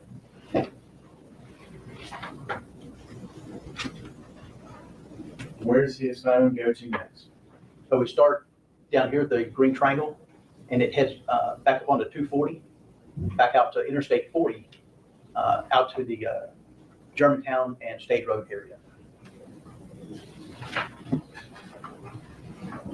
And we have a cluster of dots right here in this parking lot from 9:44. That device is in the area of the Market Wolf Chase from 9:44 to 10:04 p.m. on the first. So from 9:44 p.m. to 10:04 p.m., he's in that little shopping center. Is that Wolf Creek Parkway? Yes, Is that sir. correct? And then it's right there. Is that the yellow road is Highway 64? Is that State Road? That is. And then North Germantown Parkway is going north-south to the right of it? Yes. So right there in that area of town. Right there. Yes. What specifically kind of where those dots are clustered, what shops are kind of in that area as a point of reference? Back over here to the left, you've got a Target, and then there's the Fondue restaurant, and then the 511 store is there, and then the Best Buy is down here. Does he move again or go on the move again at 9:04 p.m.? At 10:04, yes. Excuse me, 10:04 p.m. Yes. Where does he head to? So at this time, the device starts there at that parking lot on the Stage Road, and then goes up to the Walmart Supercenter again on the Highway 64. So that's the Stage Road Walmart? It is, yes. What time is he at the Walmart on Stage Road? So from 10:05 p.m. To 10:21 p.m., that device is in the parking lot and the Walmart there on Highway 64. So what time does he leave from the Walmart on Stage Road, Highway 64? That call out box right there, that's the 1021 location. So it's actually left the parking lot and is back on Highway 64 at 1021. Where does he go from the Walmart? So it starts here at the Walmart, down 64 to Rock Creek Parkway, back to the address off Rock Creek Parkway. In 702 Black Creek, Place North? The 8702? Lathbury? Yes, The Isabelle's residence? yes. What time do we first see the phone arriving back at the Isabelle's residence? So the device showed the location time at 10:24, being back at the address, and then leaves at 10:30, and that's the location recorded when it left at 10:30. So from 10:24 to 10:30. So it was in the vicinity of his home until 10:30, when it's here heading south on Rock Creek. Yes, sir. Where does this phone go to next? But when the device leaves the Rock Creek Parkway on the Germantown, it gets on the 40, and this time it takes the north loop of 40 around, then comes Midtown 240, and then downtown. And it drives kind of up and down Island Drive on Mud Island before it ends right there at the end of Island Drive on Mud Island. Is that near the boat ramp It is, yes, on the north end of Mud Island? yes. What time does this phone put him on Mud Island? So at 10:59, that device is showing on Island Drive on Mud Island. Right over there by Harbor Town? Yes, just right there. Now, the dots here, where they go up and down, and there's a couple in the river there. Can you kind of explain what we're looking at here? Yes, so between 11 and 11:20, the device is actually driving up and down Island Drive, back and forth, and you can see just the cluster of dots where it's overlaying, and then the dots that are hitting the river, that's when the device is just not getting as many satellite signals as what we were seeing there on Island Drive. The majority of that clustering is following Island Drive, and then the road, is that North Mud Island Drive that goes kind of northeast away from the top of Mud Island? This road here at the top, that is North Mud Island Drive, yes. And is there a particularly darker cluster of blue dots in the corner You can of, see it's dark cluster right there. okay, is that there at the corner of where Island Drive turns into North Mud Island Road? It is, yes, Is that over there by the boat ramp? it is. And I zoomed in on that cluster, which you would see right in here. And then there was a location hit at 11:20, just outside of the laneway, right there. A device location hit at 11:20. So specifically at 11:20, that is where Brandon Isabel's phone GPS is saying that it is. Yes, sir. Now, this next slide, is this basically kind of what we were just looking at, but with a Google Earth image? It's exactly the same image. I just chose to change the overlay so I could kind of see better where that device was instead of just randomly on some pale colored location. And to be clear, this isn't a photograph from February 1st of 2022, right? That is not. This is a Google Earth image from Google Earth that you're using for demonstrative purposes, correct? Correct, yes.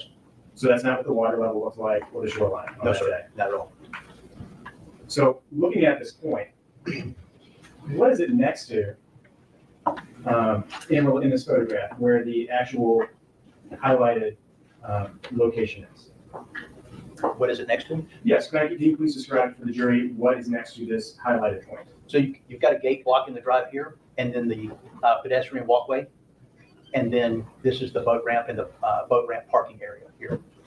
And I have the pin dropped for boat ramp right there. I added that into the software. Could you please point out where the Wolf River is in this photo? The Wolf River is here, where it enters the Mississippi River right there. So is that the Mississippi running on the right side up and down? Mississippi. Left side up and down. And then Wolf River there. And what was that time again for the point that is highlighted there? 11:20 p.m. on Okay. 2/1. On February 1st, 2022?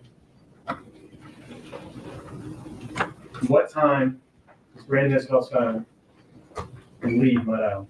At 11:27 p.m., the device is crossing the A.W. Willis Bridge, leaving Mud Island. 11:27.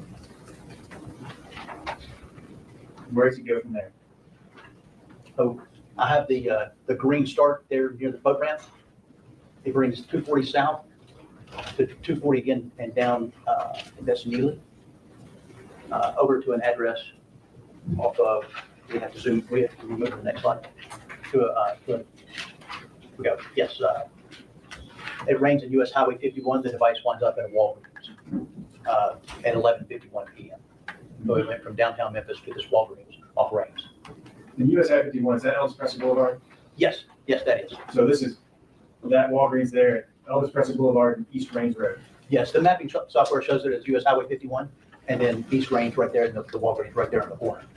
Yeah, So- Presley and Range.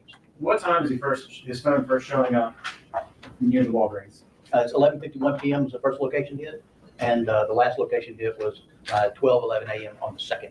And the 12:11 a.m. hit, is that the highlighted one with the box you have down at the bottom? Yes, that is.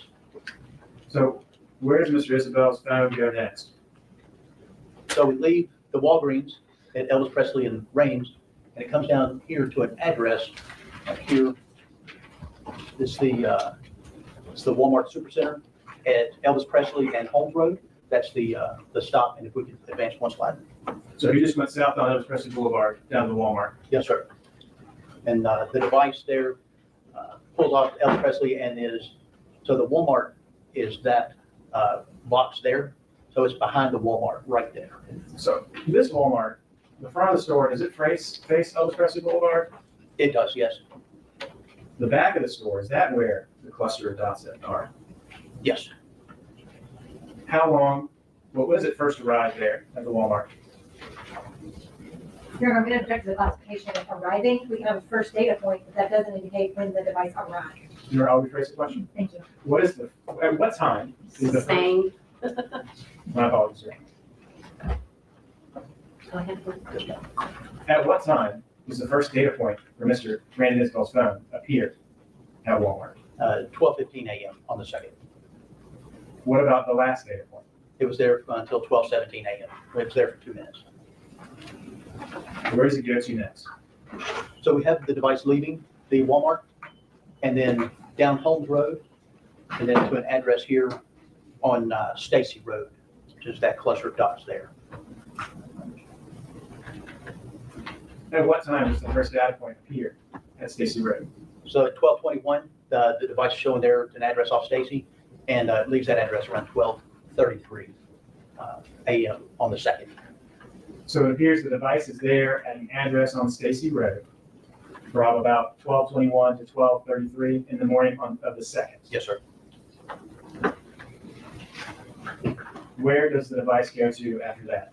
So again, the green triangle is the start location from the Stacy Road address, and then it takes 240 back up, eastbound 40 back to the home address for Brandon Isabelle, the 8702 Latberry Is that Latberry? Place in Cordova. What time does the first data point appear at the Latberry address? So 1:07 a.m. is the first location hit in that data cluster right there. And then does it go anywhere else for the time frame that you were searching? It does not. After 1:07, once it's there at that address, it does not leave. So it's right back home. Yes, the device is back home. Now, as we were just going through all of these, and I'm going to go back one slide, these dots pretty much trace road directions almost exactly. Yes, sir. Correct? So the GPS data on the phone, where the phone is searching it for its location to talk with the towers, that shows the accuracy of that GPS location as far as, let me rephrase the question. It follows the data as it moves down the road, follows the road very, very closely, doesn't it? Yes. And it's Checking deleting. Your response,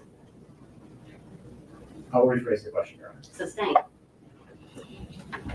How closely, if at all, does the data follow roadways? So the accuracy was not reported out. Usually when we get cell tower information, we get accuracy in hundreds of meters, but with GPS accuracy, usually it's 9 meters, 9 to 50 meters. So it's a lot more accurate than what cell phone companies represent, which is why we went with the device locations.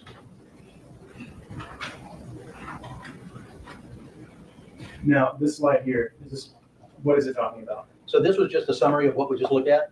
I mapped out the location information from that iPhone 11 Pro Max that was belonging to Brandon Isabelle, and I uploaded those locations to a web-based tool, Cellhawk, to map those out so we can see them on a map instead of just looking at a bunch of numbers in a spreadsheet.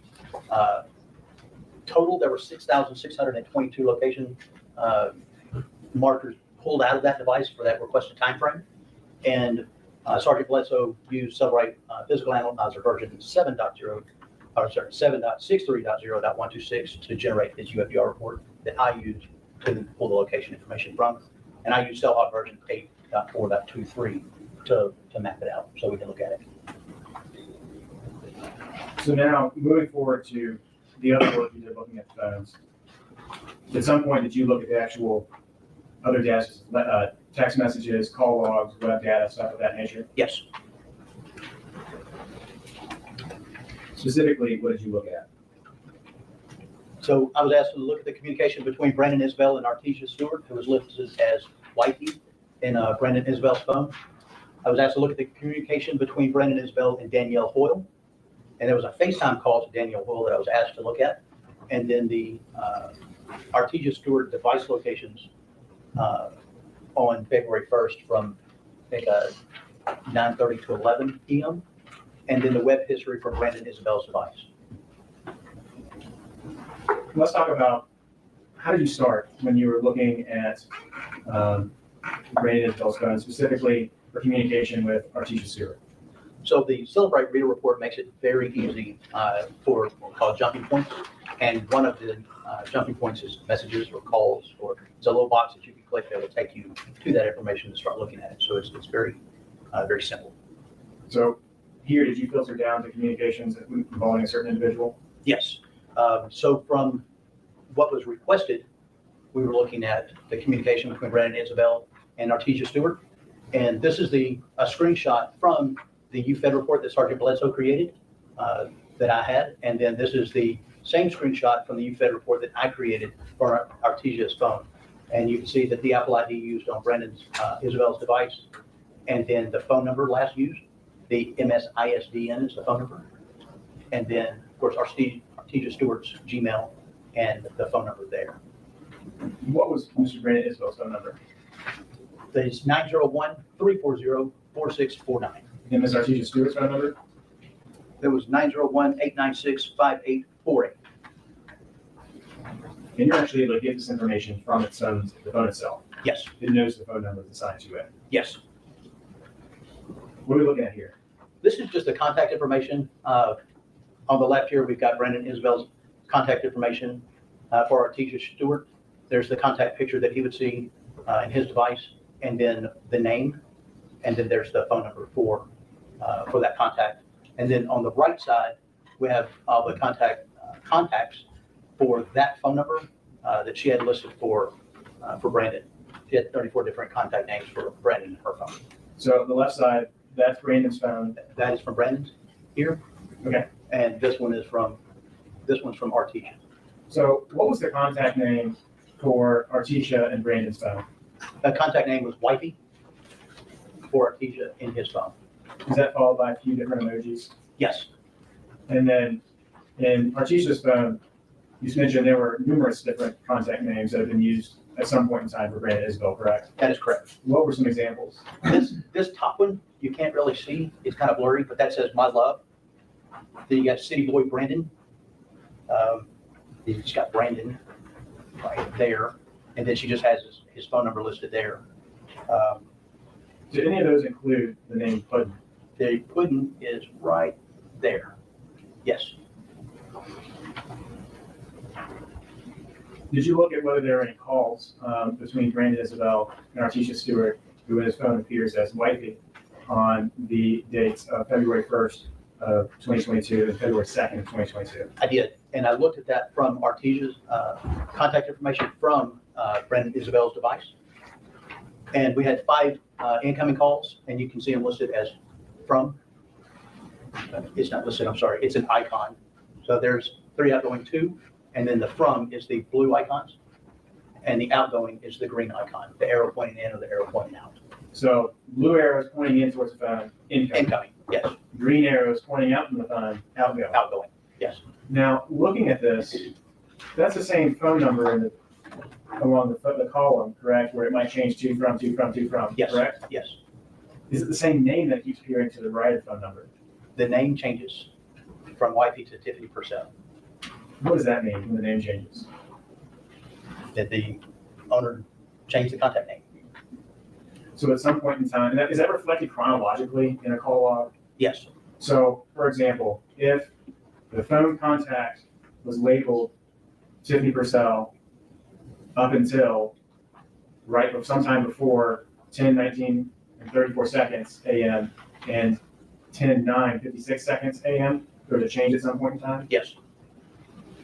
So the calls, the phone looks at the contact database. It doesn't remember it. So every call you make, it looks back at the contact database and pulls that information from it. So if you make the change in your contact database, change the name or add an emoji, add an icon, change the picture, the phone always reaches back to the contact database to pull that, so you'll have the most up-to-date information that you see.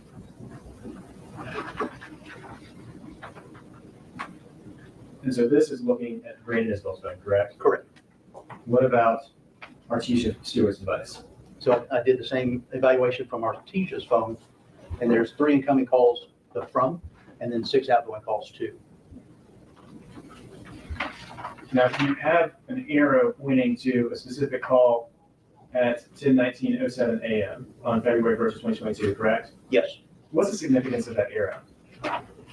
that call is not in Brandon Isabel's phone. We only saw the number of calls from his, 5 incoming to 3 outgoing, and now we're looking at 3 incoming to 6 outgoing. So that call was missing from Brandon's phone. And what does Artesia Stewart have Brandon's contact name in her phone as during this time window? It's pulling Isabel, Brandon.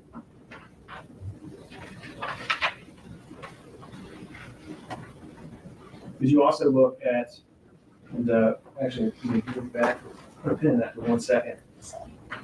When you look at call logs, did you also look at a complete call log involving all incoming, outgoing phone calls from Brandon Isabel's phone from the time from February 1st, 2022 at 7:16:35 a.m. to February 2nd, 2022 until 4:32 and 13 seconds a.m.? Correct. Yes, I did. May I ask an object with us? An object for your document? Documents, Your Honor. Sure thing.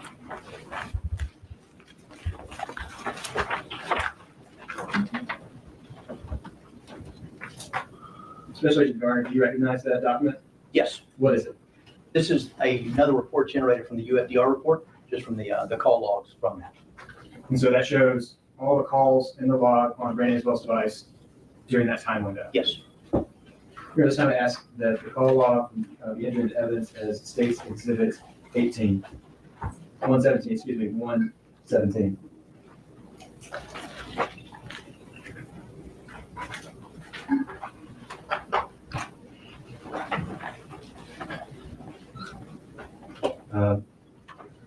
Did you also look at text messages between Brandon Isabel and Artesia Stewart? Yes, I did. Here, your slide notes from February 1st, February 2nd, 2022. Did you also look at text messages from the window of January 30th, 2022 through February 2nd, 2022? Yes, sir. You're requesting permission to pass the document to the witness.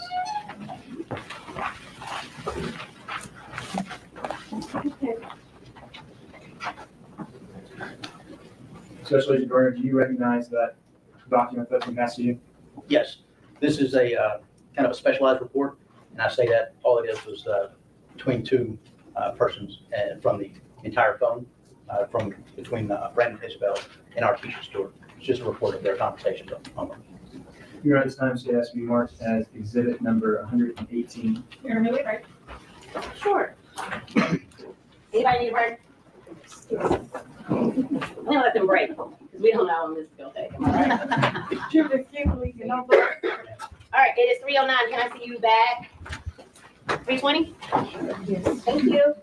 All right, skip it the break.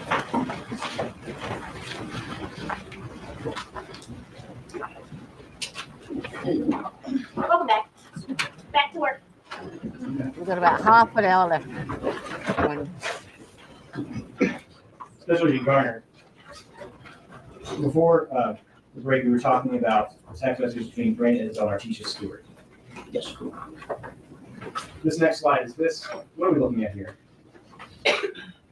This just shows that the conversation participants being wifey, very difficult to see right there, but wifey and Brandon Isabel. Is it kind of an example of how the text conversation looks out when they're printed out or on the screen and Celebrate? This is exactly what we see when we're looking at Celebrate in what's called the conversation view. So you can see one party on the left, wifey, and then the second party on the right, just the Brandon Isabel. That's what. So here, the bubbles are two different colors, right? Blue and green. Yes. On the printed copies that you were just looking at, are they also that blue and green? Yes. When looking at these conversations, who's blue and who's green? In this one, Artesia Stewart is blue and Brandon Isabel is in green. So these are messages from Brandon Isabel's phone to Artesia Stewart's phone, correct? Yes, that's correct. So his are green on the right-hand side, hers are blue on the left-hand side. Yes. Now, going back to the call log, did you notice any phone calls with Danielle Hoyle in Brandon Stewart's call log? I did not. Did you notice any type of audio or video communications? There was a FaceTime call to Danielle. When was that FaceTime call? That FaceTime call was at February 1st, 2022 at 10:02 and 57 seconds in the evening. So going back and looking at the call log, is that the only voice or video communication via phone or FaceTime that appears from February 1st to February 2nd of 2022 between him and Danielle? Yes, it is. And the time of this FaceTime call was at 10:02 and 57 seconds PM on the first. Yes, sir. Where was Brandon Isabel's phone at that time? Looking at the significant locations, you've got 10:02 and 52 seconds and 10:02 and 59 seconds. Those are the two that I have highlighted, which puts those location points on this map so that the device was sitting in the parking lot there at Wolf Creek Lane and Wolf Creek Parkway. So this is after his phone has left Levi and Sedgwick That's correct. in the evening, the second time they went Yes. to that area of town. on Yes, the sir. 1st. After this, does his phone then go to Walmart? The device leaves that location and goes to Walmart. Correct. Then after that, it goes to his house? That's correct. Then after that, it goes to Mud Isle? Yes.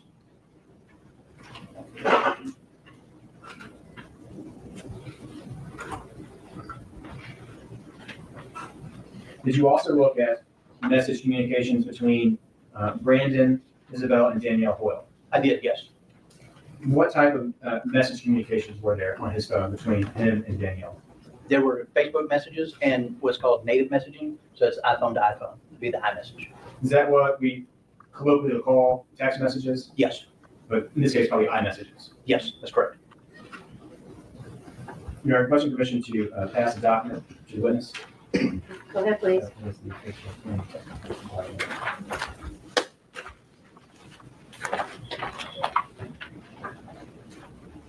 Special Agent Michael Garner, you can pass the document. Do you recognize that document? Yes. What is it?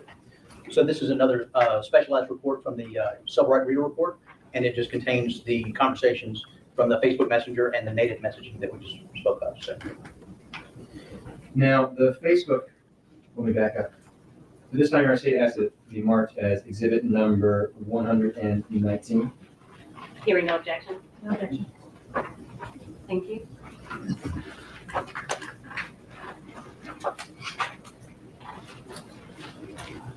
And you can pass that back to the witness, please. Now, same thing as we were talking about before with the color of the different text bubbles. Blue on the left, that's going to be Danielle, the person receiving the text from the defendant and sending text to the defendant. And green on the right, that's going to be Brandon Isabel's phone. correct, yes. Okay. That's it. 1 second.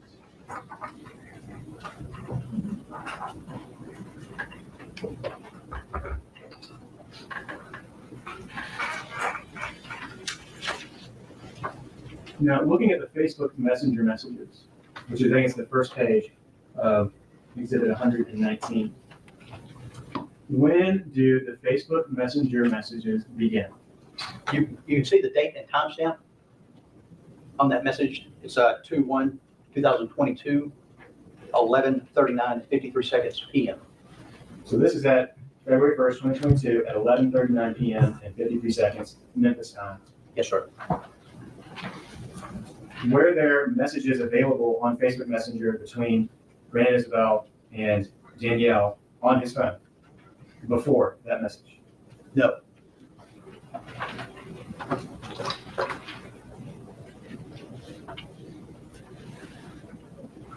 And Special Agent Garner, would you please, we'll read these messages. If you will read the defendant's portion, and I will read Danielle's portion. Okay.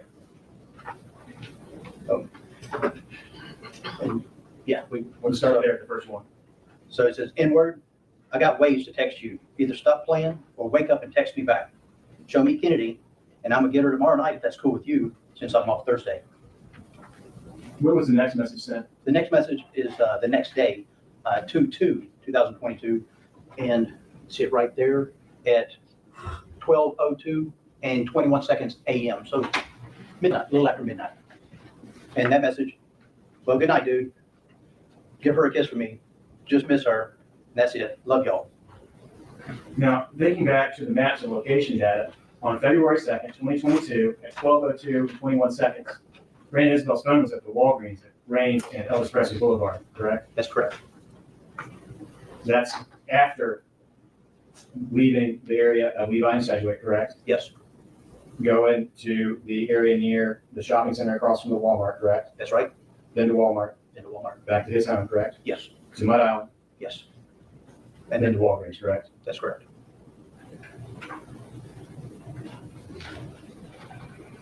Now, this next message is from Danielle's Facebook page, correct? Or messenger profile. Yes, And that's at February 2nd, 2022 at 12:12 and 50 seconds, correct? yes, that's correct. And that says, we looking for Danielle and the baby, correct? Yes. And at 12:13 and 20 seconds a.m., he replied, huh? What? Who is this? Then 12:13, 55 seconds, 3 question marks. And 12:14:07, can y'all stop playing? And then at 12:15, 56 seconds on the second, from Danielle's account, it states, this her brother, call my phone, 338-2899, correct? That's right. What does Mr. Isabelle say in response? Finna send my address. I'm about to head home. And then he sent, and that was at 12:32 a.m. on 2/2. And then at 12:38 and 46 seconds, he sent 8702 Lathberry Place North. And that's the end of the Facebook Messenger messages that were available on the defendant's phone, correct? That is correct.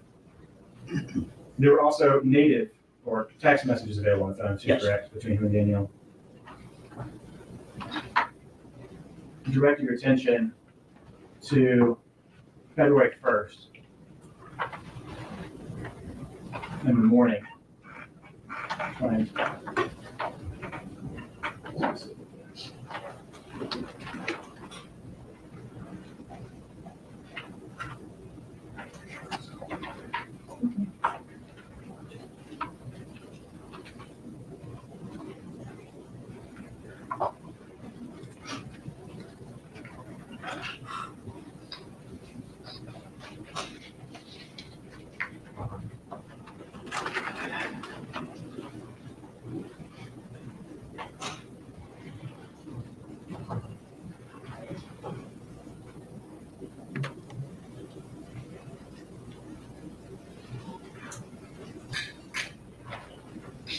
All right, so going to page 28, the second blue bubble beginning at February 1st at 8:10 a.m. and 30 seconds. Danielle texted Brandon Isabelle, correct? That's correct. And she stated, she peed on the nurse, glad it was them and not me. What did Mr. Isabelle say in response? At 8:20 and 56 seconds on that same day, he replied, tough. Then at 8:22:36, Danielle says, IKR, I know, right? You okay? At 8:23, he replied, yeah.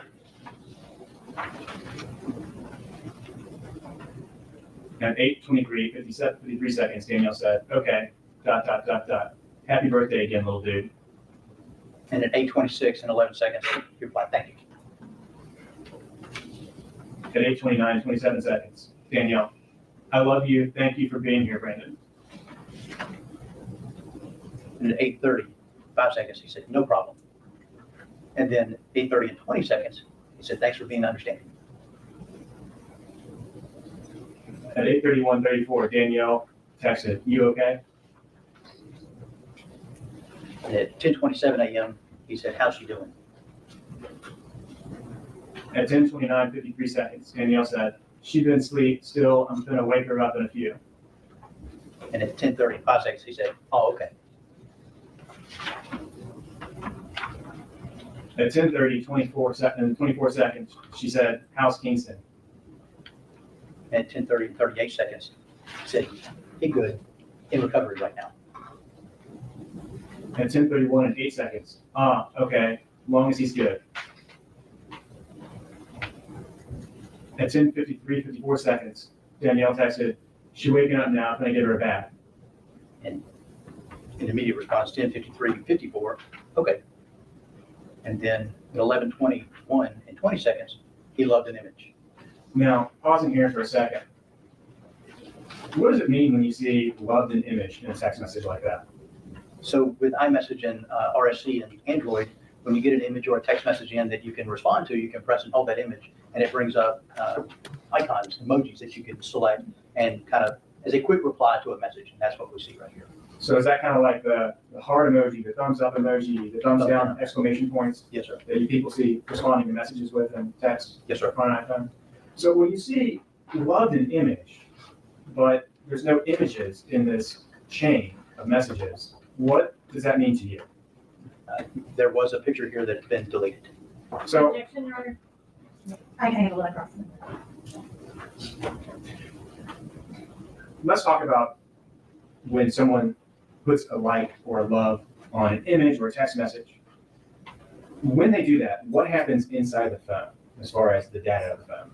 So the database inside the phone records each interaction, and it's called each transaction is given what's called a row ID, and it's just like an Excel spreadsheet or ruled paper, and each number is used one time. And if that transaction is removed or deleted, that number is deleted, but that number is never reused. So in that database, you will see row IDs, and if there's something that's been removed, the row ID will not be sequential. It will jump around. And, it will be ever increasing, but it will never, if there's something removed, it won't be sequential. It won't be 1, 2, 3, 4, 5, 1, 3, 5, 7. So what numbers removed. it's possible to delete like a text or a picture from just the user's end of a phone, correct? Yes, sir, absolutely. Can you delete one of the emoticons like this where you like an image or love an image or emphasize an image on the user facing end of the phone? So on the user facing, you remove the image or whatever was reacted to, it appears that the emoticon or the reaction is removed as well.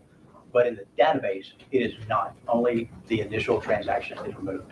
So the supplemental, or the light, is still there, which is why we can see it when we do our extractions, because it's reading that row ID line by line. So whatever was loved is no longer in the database. So, but the database still shows that something was loved.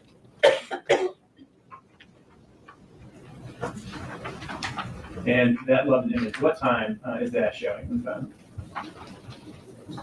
That's at 11:21 and 21 seconds Oh, hello. on February 1st. And then going on to the next page, is that another the same No thing, problem. but loved an image? Yes, 11:21 and 24 seconds. And then it skips to 6:34 p.m., 39 seconds. Says, y'all straight? At 6:36 and 2 seconds, Danielle texted, I'm gonna go get her medicine. They just called, said it's ready. And at 6:36, 19 seconds, replied, what? There's not long to go. At 6:44 and 23 seconds, they said she got low iron. And at 6:51 and 46 seconds, says, okay, take care of that. Is this because you was love? At 6:56 and 23 seconds, yeah, both of us taking it. And 66 and 32 seconds, okay, good.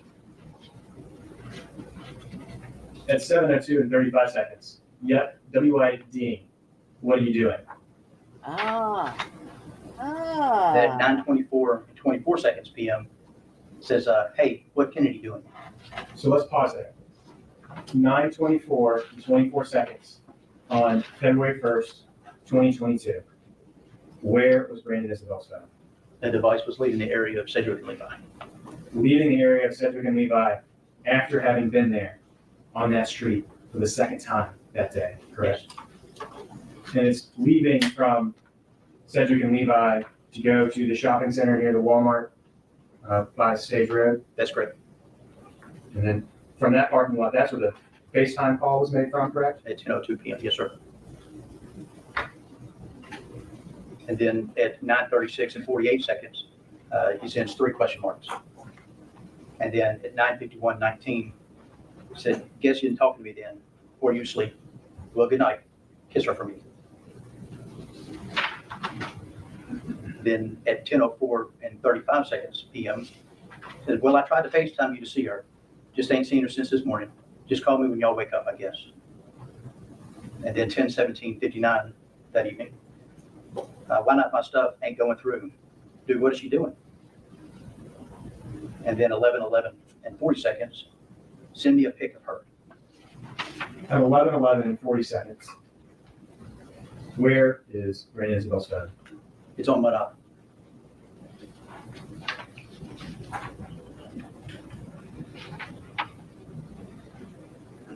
and then at 12:02:49 on February 2nd, 2022. Well, good night, dude. Give her a kiss for me. Just miss her. That's all. Love y'all. 12:02 and 49 seconds. Is that while he's at the Walgreens at Ellis Presley and Rings? Yes.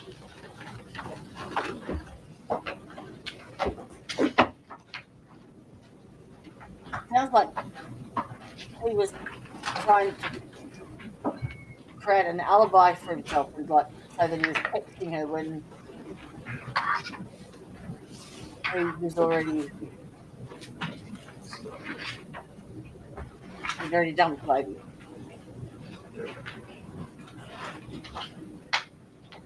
Did you also look at device locations for Artesia Stewart's phone?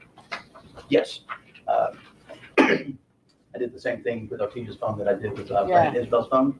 So I extracted the location, the significant Did I get locations the information timeline right? from that. I uploaded it into Cellhawk to be able to map it out. And I did it from 9:30 p.m. to 11:30 p.m. on February 1st, 2022. What does that data show you? So this is the route overview. The green triangle is where the device started. And it heads northbound to north downtown Memphis to the red out down there. So looking at 9:30 p.m., where is Artesia's phone?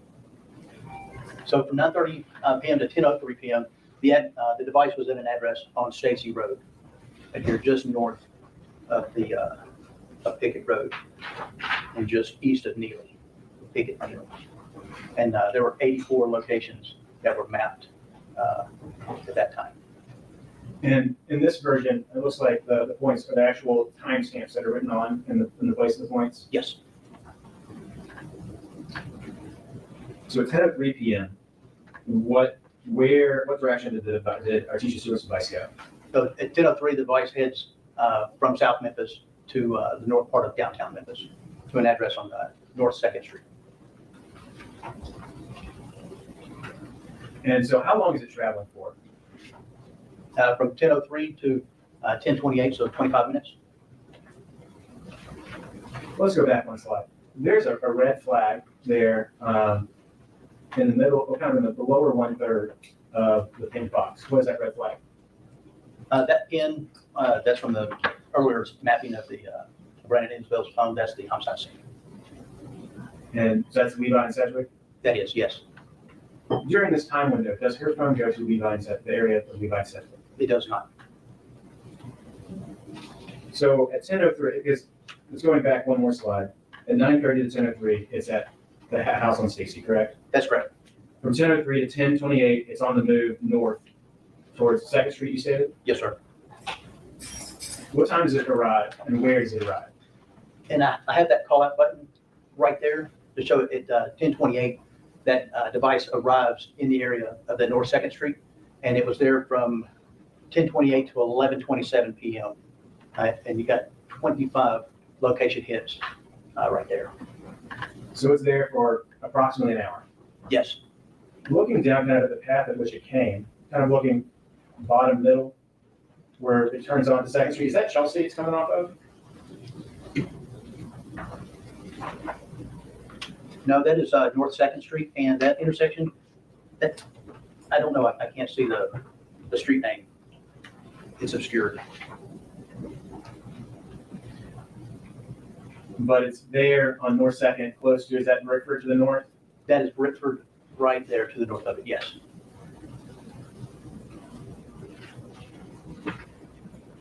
And the device stays at that location until 11:27 p.m., correct? Yes, sir. Did you also look at browser history or web history for Brandon Isabel's device? I did, yes. So explain kind of how browser history works on a mobile device. So just like the database for text messages and calls, the web browsers each have their own database. So whether you're using Chrome or Safari or Opera or Firefox, whatever, they each have their own isolated database. And we can use our software to kind of what's called parse out that database and read it and make it human readable. And for this one, it was the Safari database history. I have that right there. So we used the history.db from the Safari. Which is that Apple's browser that comes preloaded on Yes. iPhones? That is Apple's native browser. Now, Can you delete browsing history on a phone? Yes, Can you sometimes still see history, browsing history that's been deleted on a phone? yes, it would depend. So a lot of what phones do to operate very smoothly, they use what's called write-ahead logs, WALs, and journal. All that is that phone is writing information to a faster piece of the memory so that you can get instantaneous results of what you're looking for. And when the phone kind of slows down or has a minute to breathe, it then writes those transactions to long-term storage, which is that database right there, that history.db. So there are write-ahead logs, and oftentimes write-ahead logs will contain information in them that have been deleted from the actual database itself. So yes, there are times that you can receive or view history that's been deleted from the database because they're in the write-ahead logs. And there's actually an event called wear leveling, where the device will manage its storage to make sure that you get the best bang for your buck, the longest usage out of it without having bad sectors and corrupt memory. And this actually moves the data around on your phone without you interfacing with it at all. And that actually leaves crumbs of that data in other areas. Our software can read that as well. So the software can pull together these artifacts Yes, and put it together in a way that you can read it. Yes. So, right. yes. Your request permission to pass the document to witness. Okay.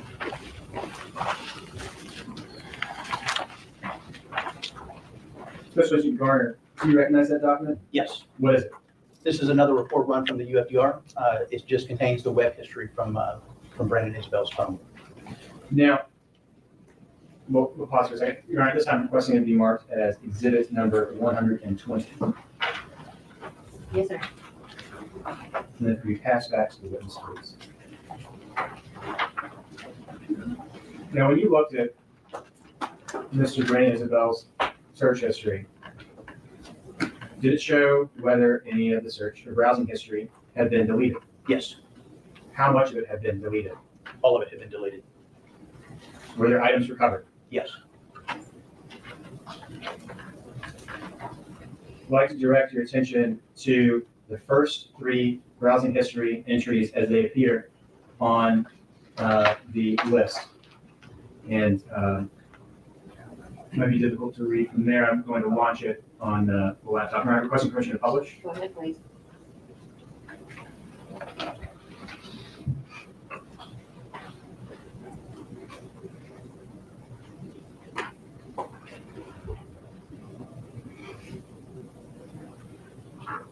What is item 1? Item 1 was a website that was visited. The title of it was "Can all bullets be traced back to exact gun that fired them?" And the website was queried was Quora. When was the last date and time that was visited? That was last visited. It's column right here on January 30th, 2022 at 5:42 and 54 seconds p.m. Central Time. Was that piece of browser history deleted? Yes. And the software will actually tell us just in red, was it deleted? Yes. What about number 2? Number 2, the title was, can you tell what gun a bullet came from? And that was a Google search. Going back to your PowerPoint.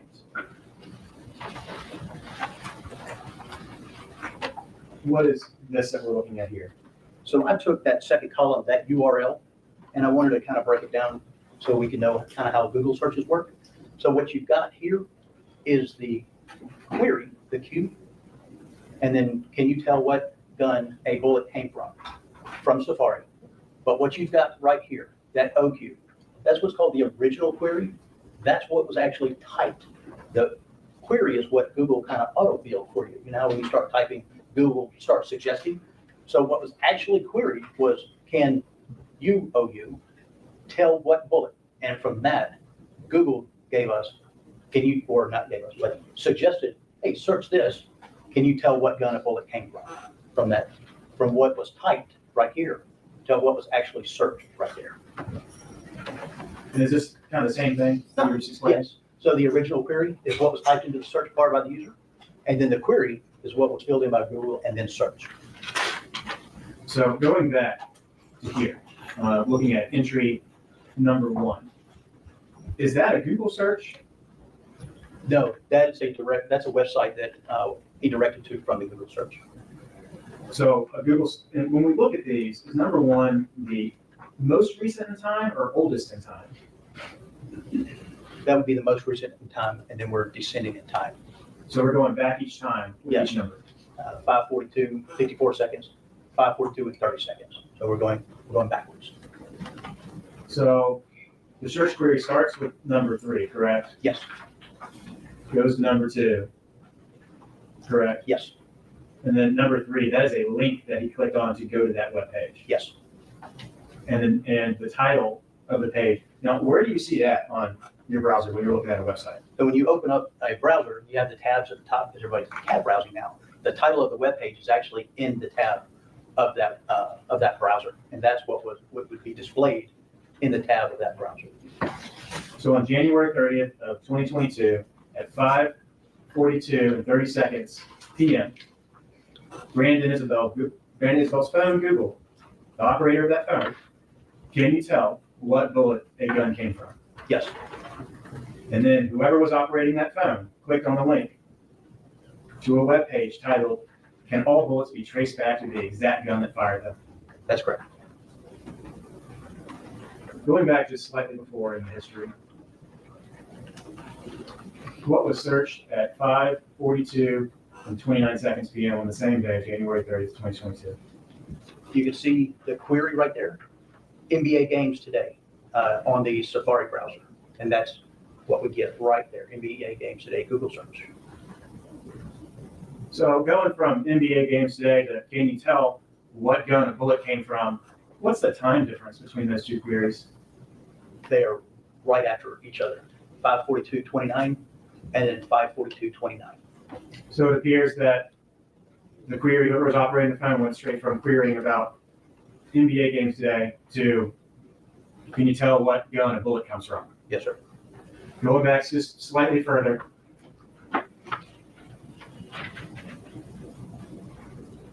January 30th, 2022 at 12:14 and 18 seconds AM.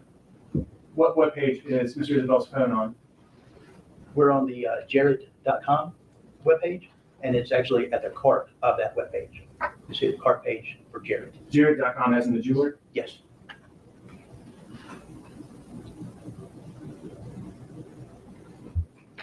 And as we scroll down, is this more web queries on jared.com? Yes, and you can see the personalized.jared.com. Those are pages within the jared.com domain. And the title, wedding rings, watches, diamonds, and more. Jared, the gallery of jewelry.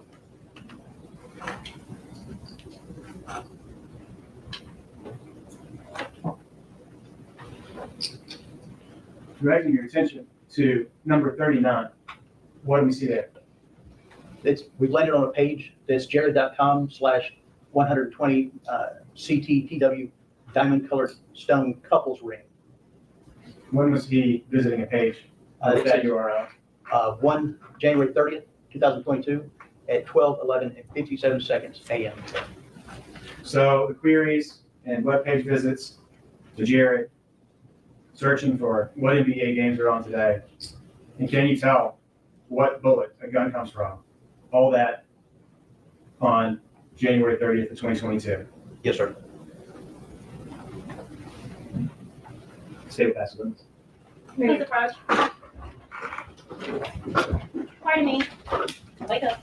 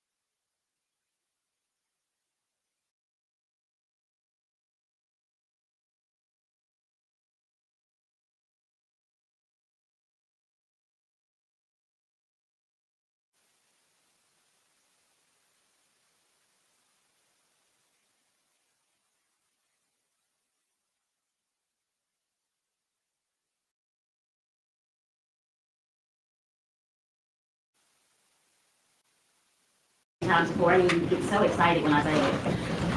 Now it seems like we're at a good breaking point. Go enjoy your evening. Right. No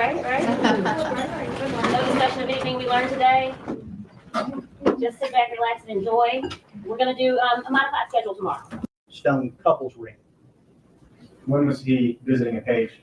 actually in the tab of that browser, and that's what would be displayed in the tab.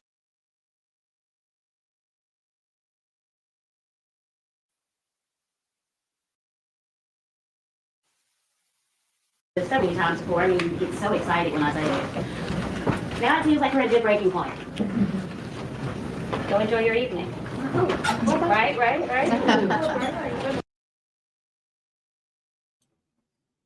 Oops, I forgot I had my. Oops, forgot I was muted and had my camera off. I've been sitting here talking to myself. Oh, ho hum. Yeah, nobody listens to me anyway, so it's all good. All right, well, that seems to be it. It is Saturday over there, Tricia, isn't it? Saturday, what? Nearly 2 p.m. Because, according to me, they're running day 5 now on a Saturday.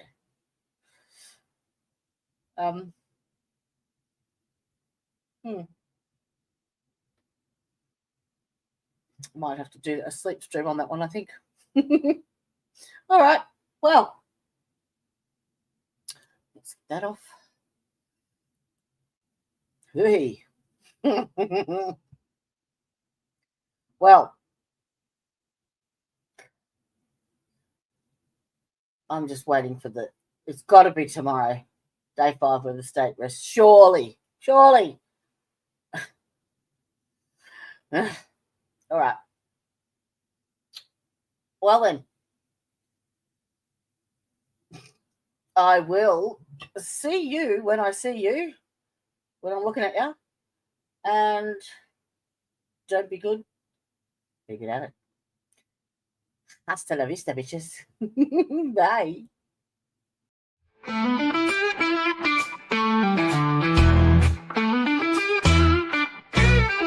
Hey there, thanks for stopping in. We hope you will join us again. We all look forward to next time. We get to talk about true crime. Clues. Justice served in an honest fight. True crime tales till the verdict's right. Solving more than just trivial quests, where sentences rule and the defense rests. Our true crime family is great. All types of topics we debate. Smash that like and ring that bell. Hit subscribe, you might as well.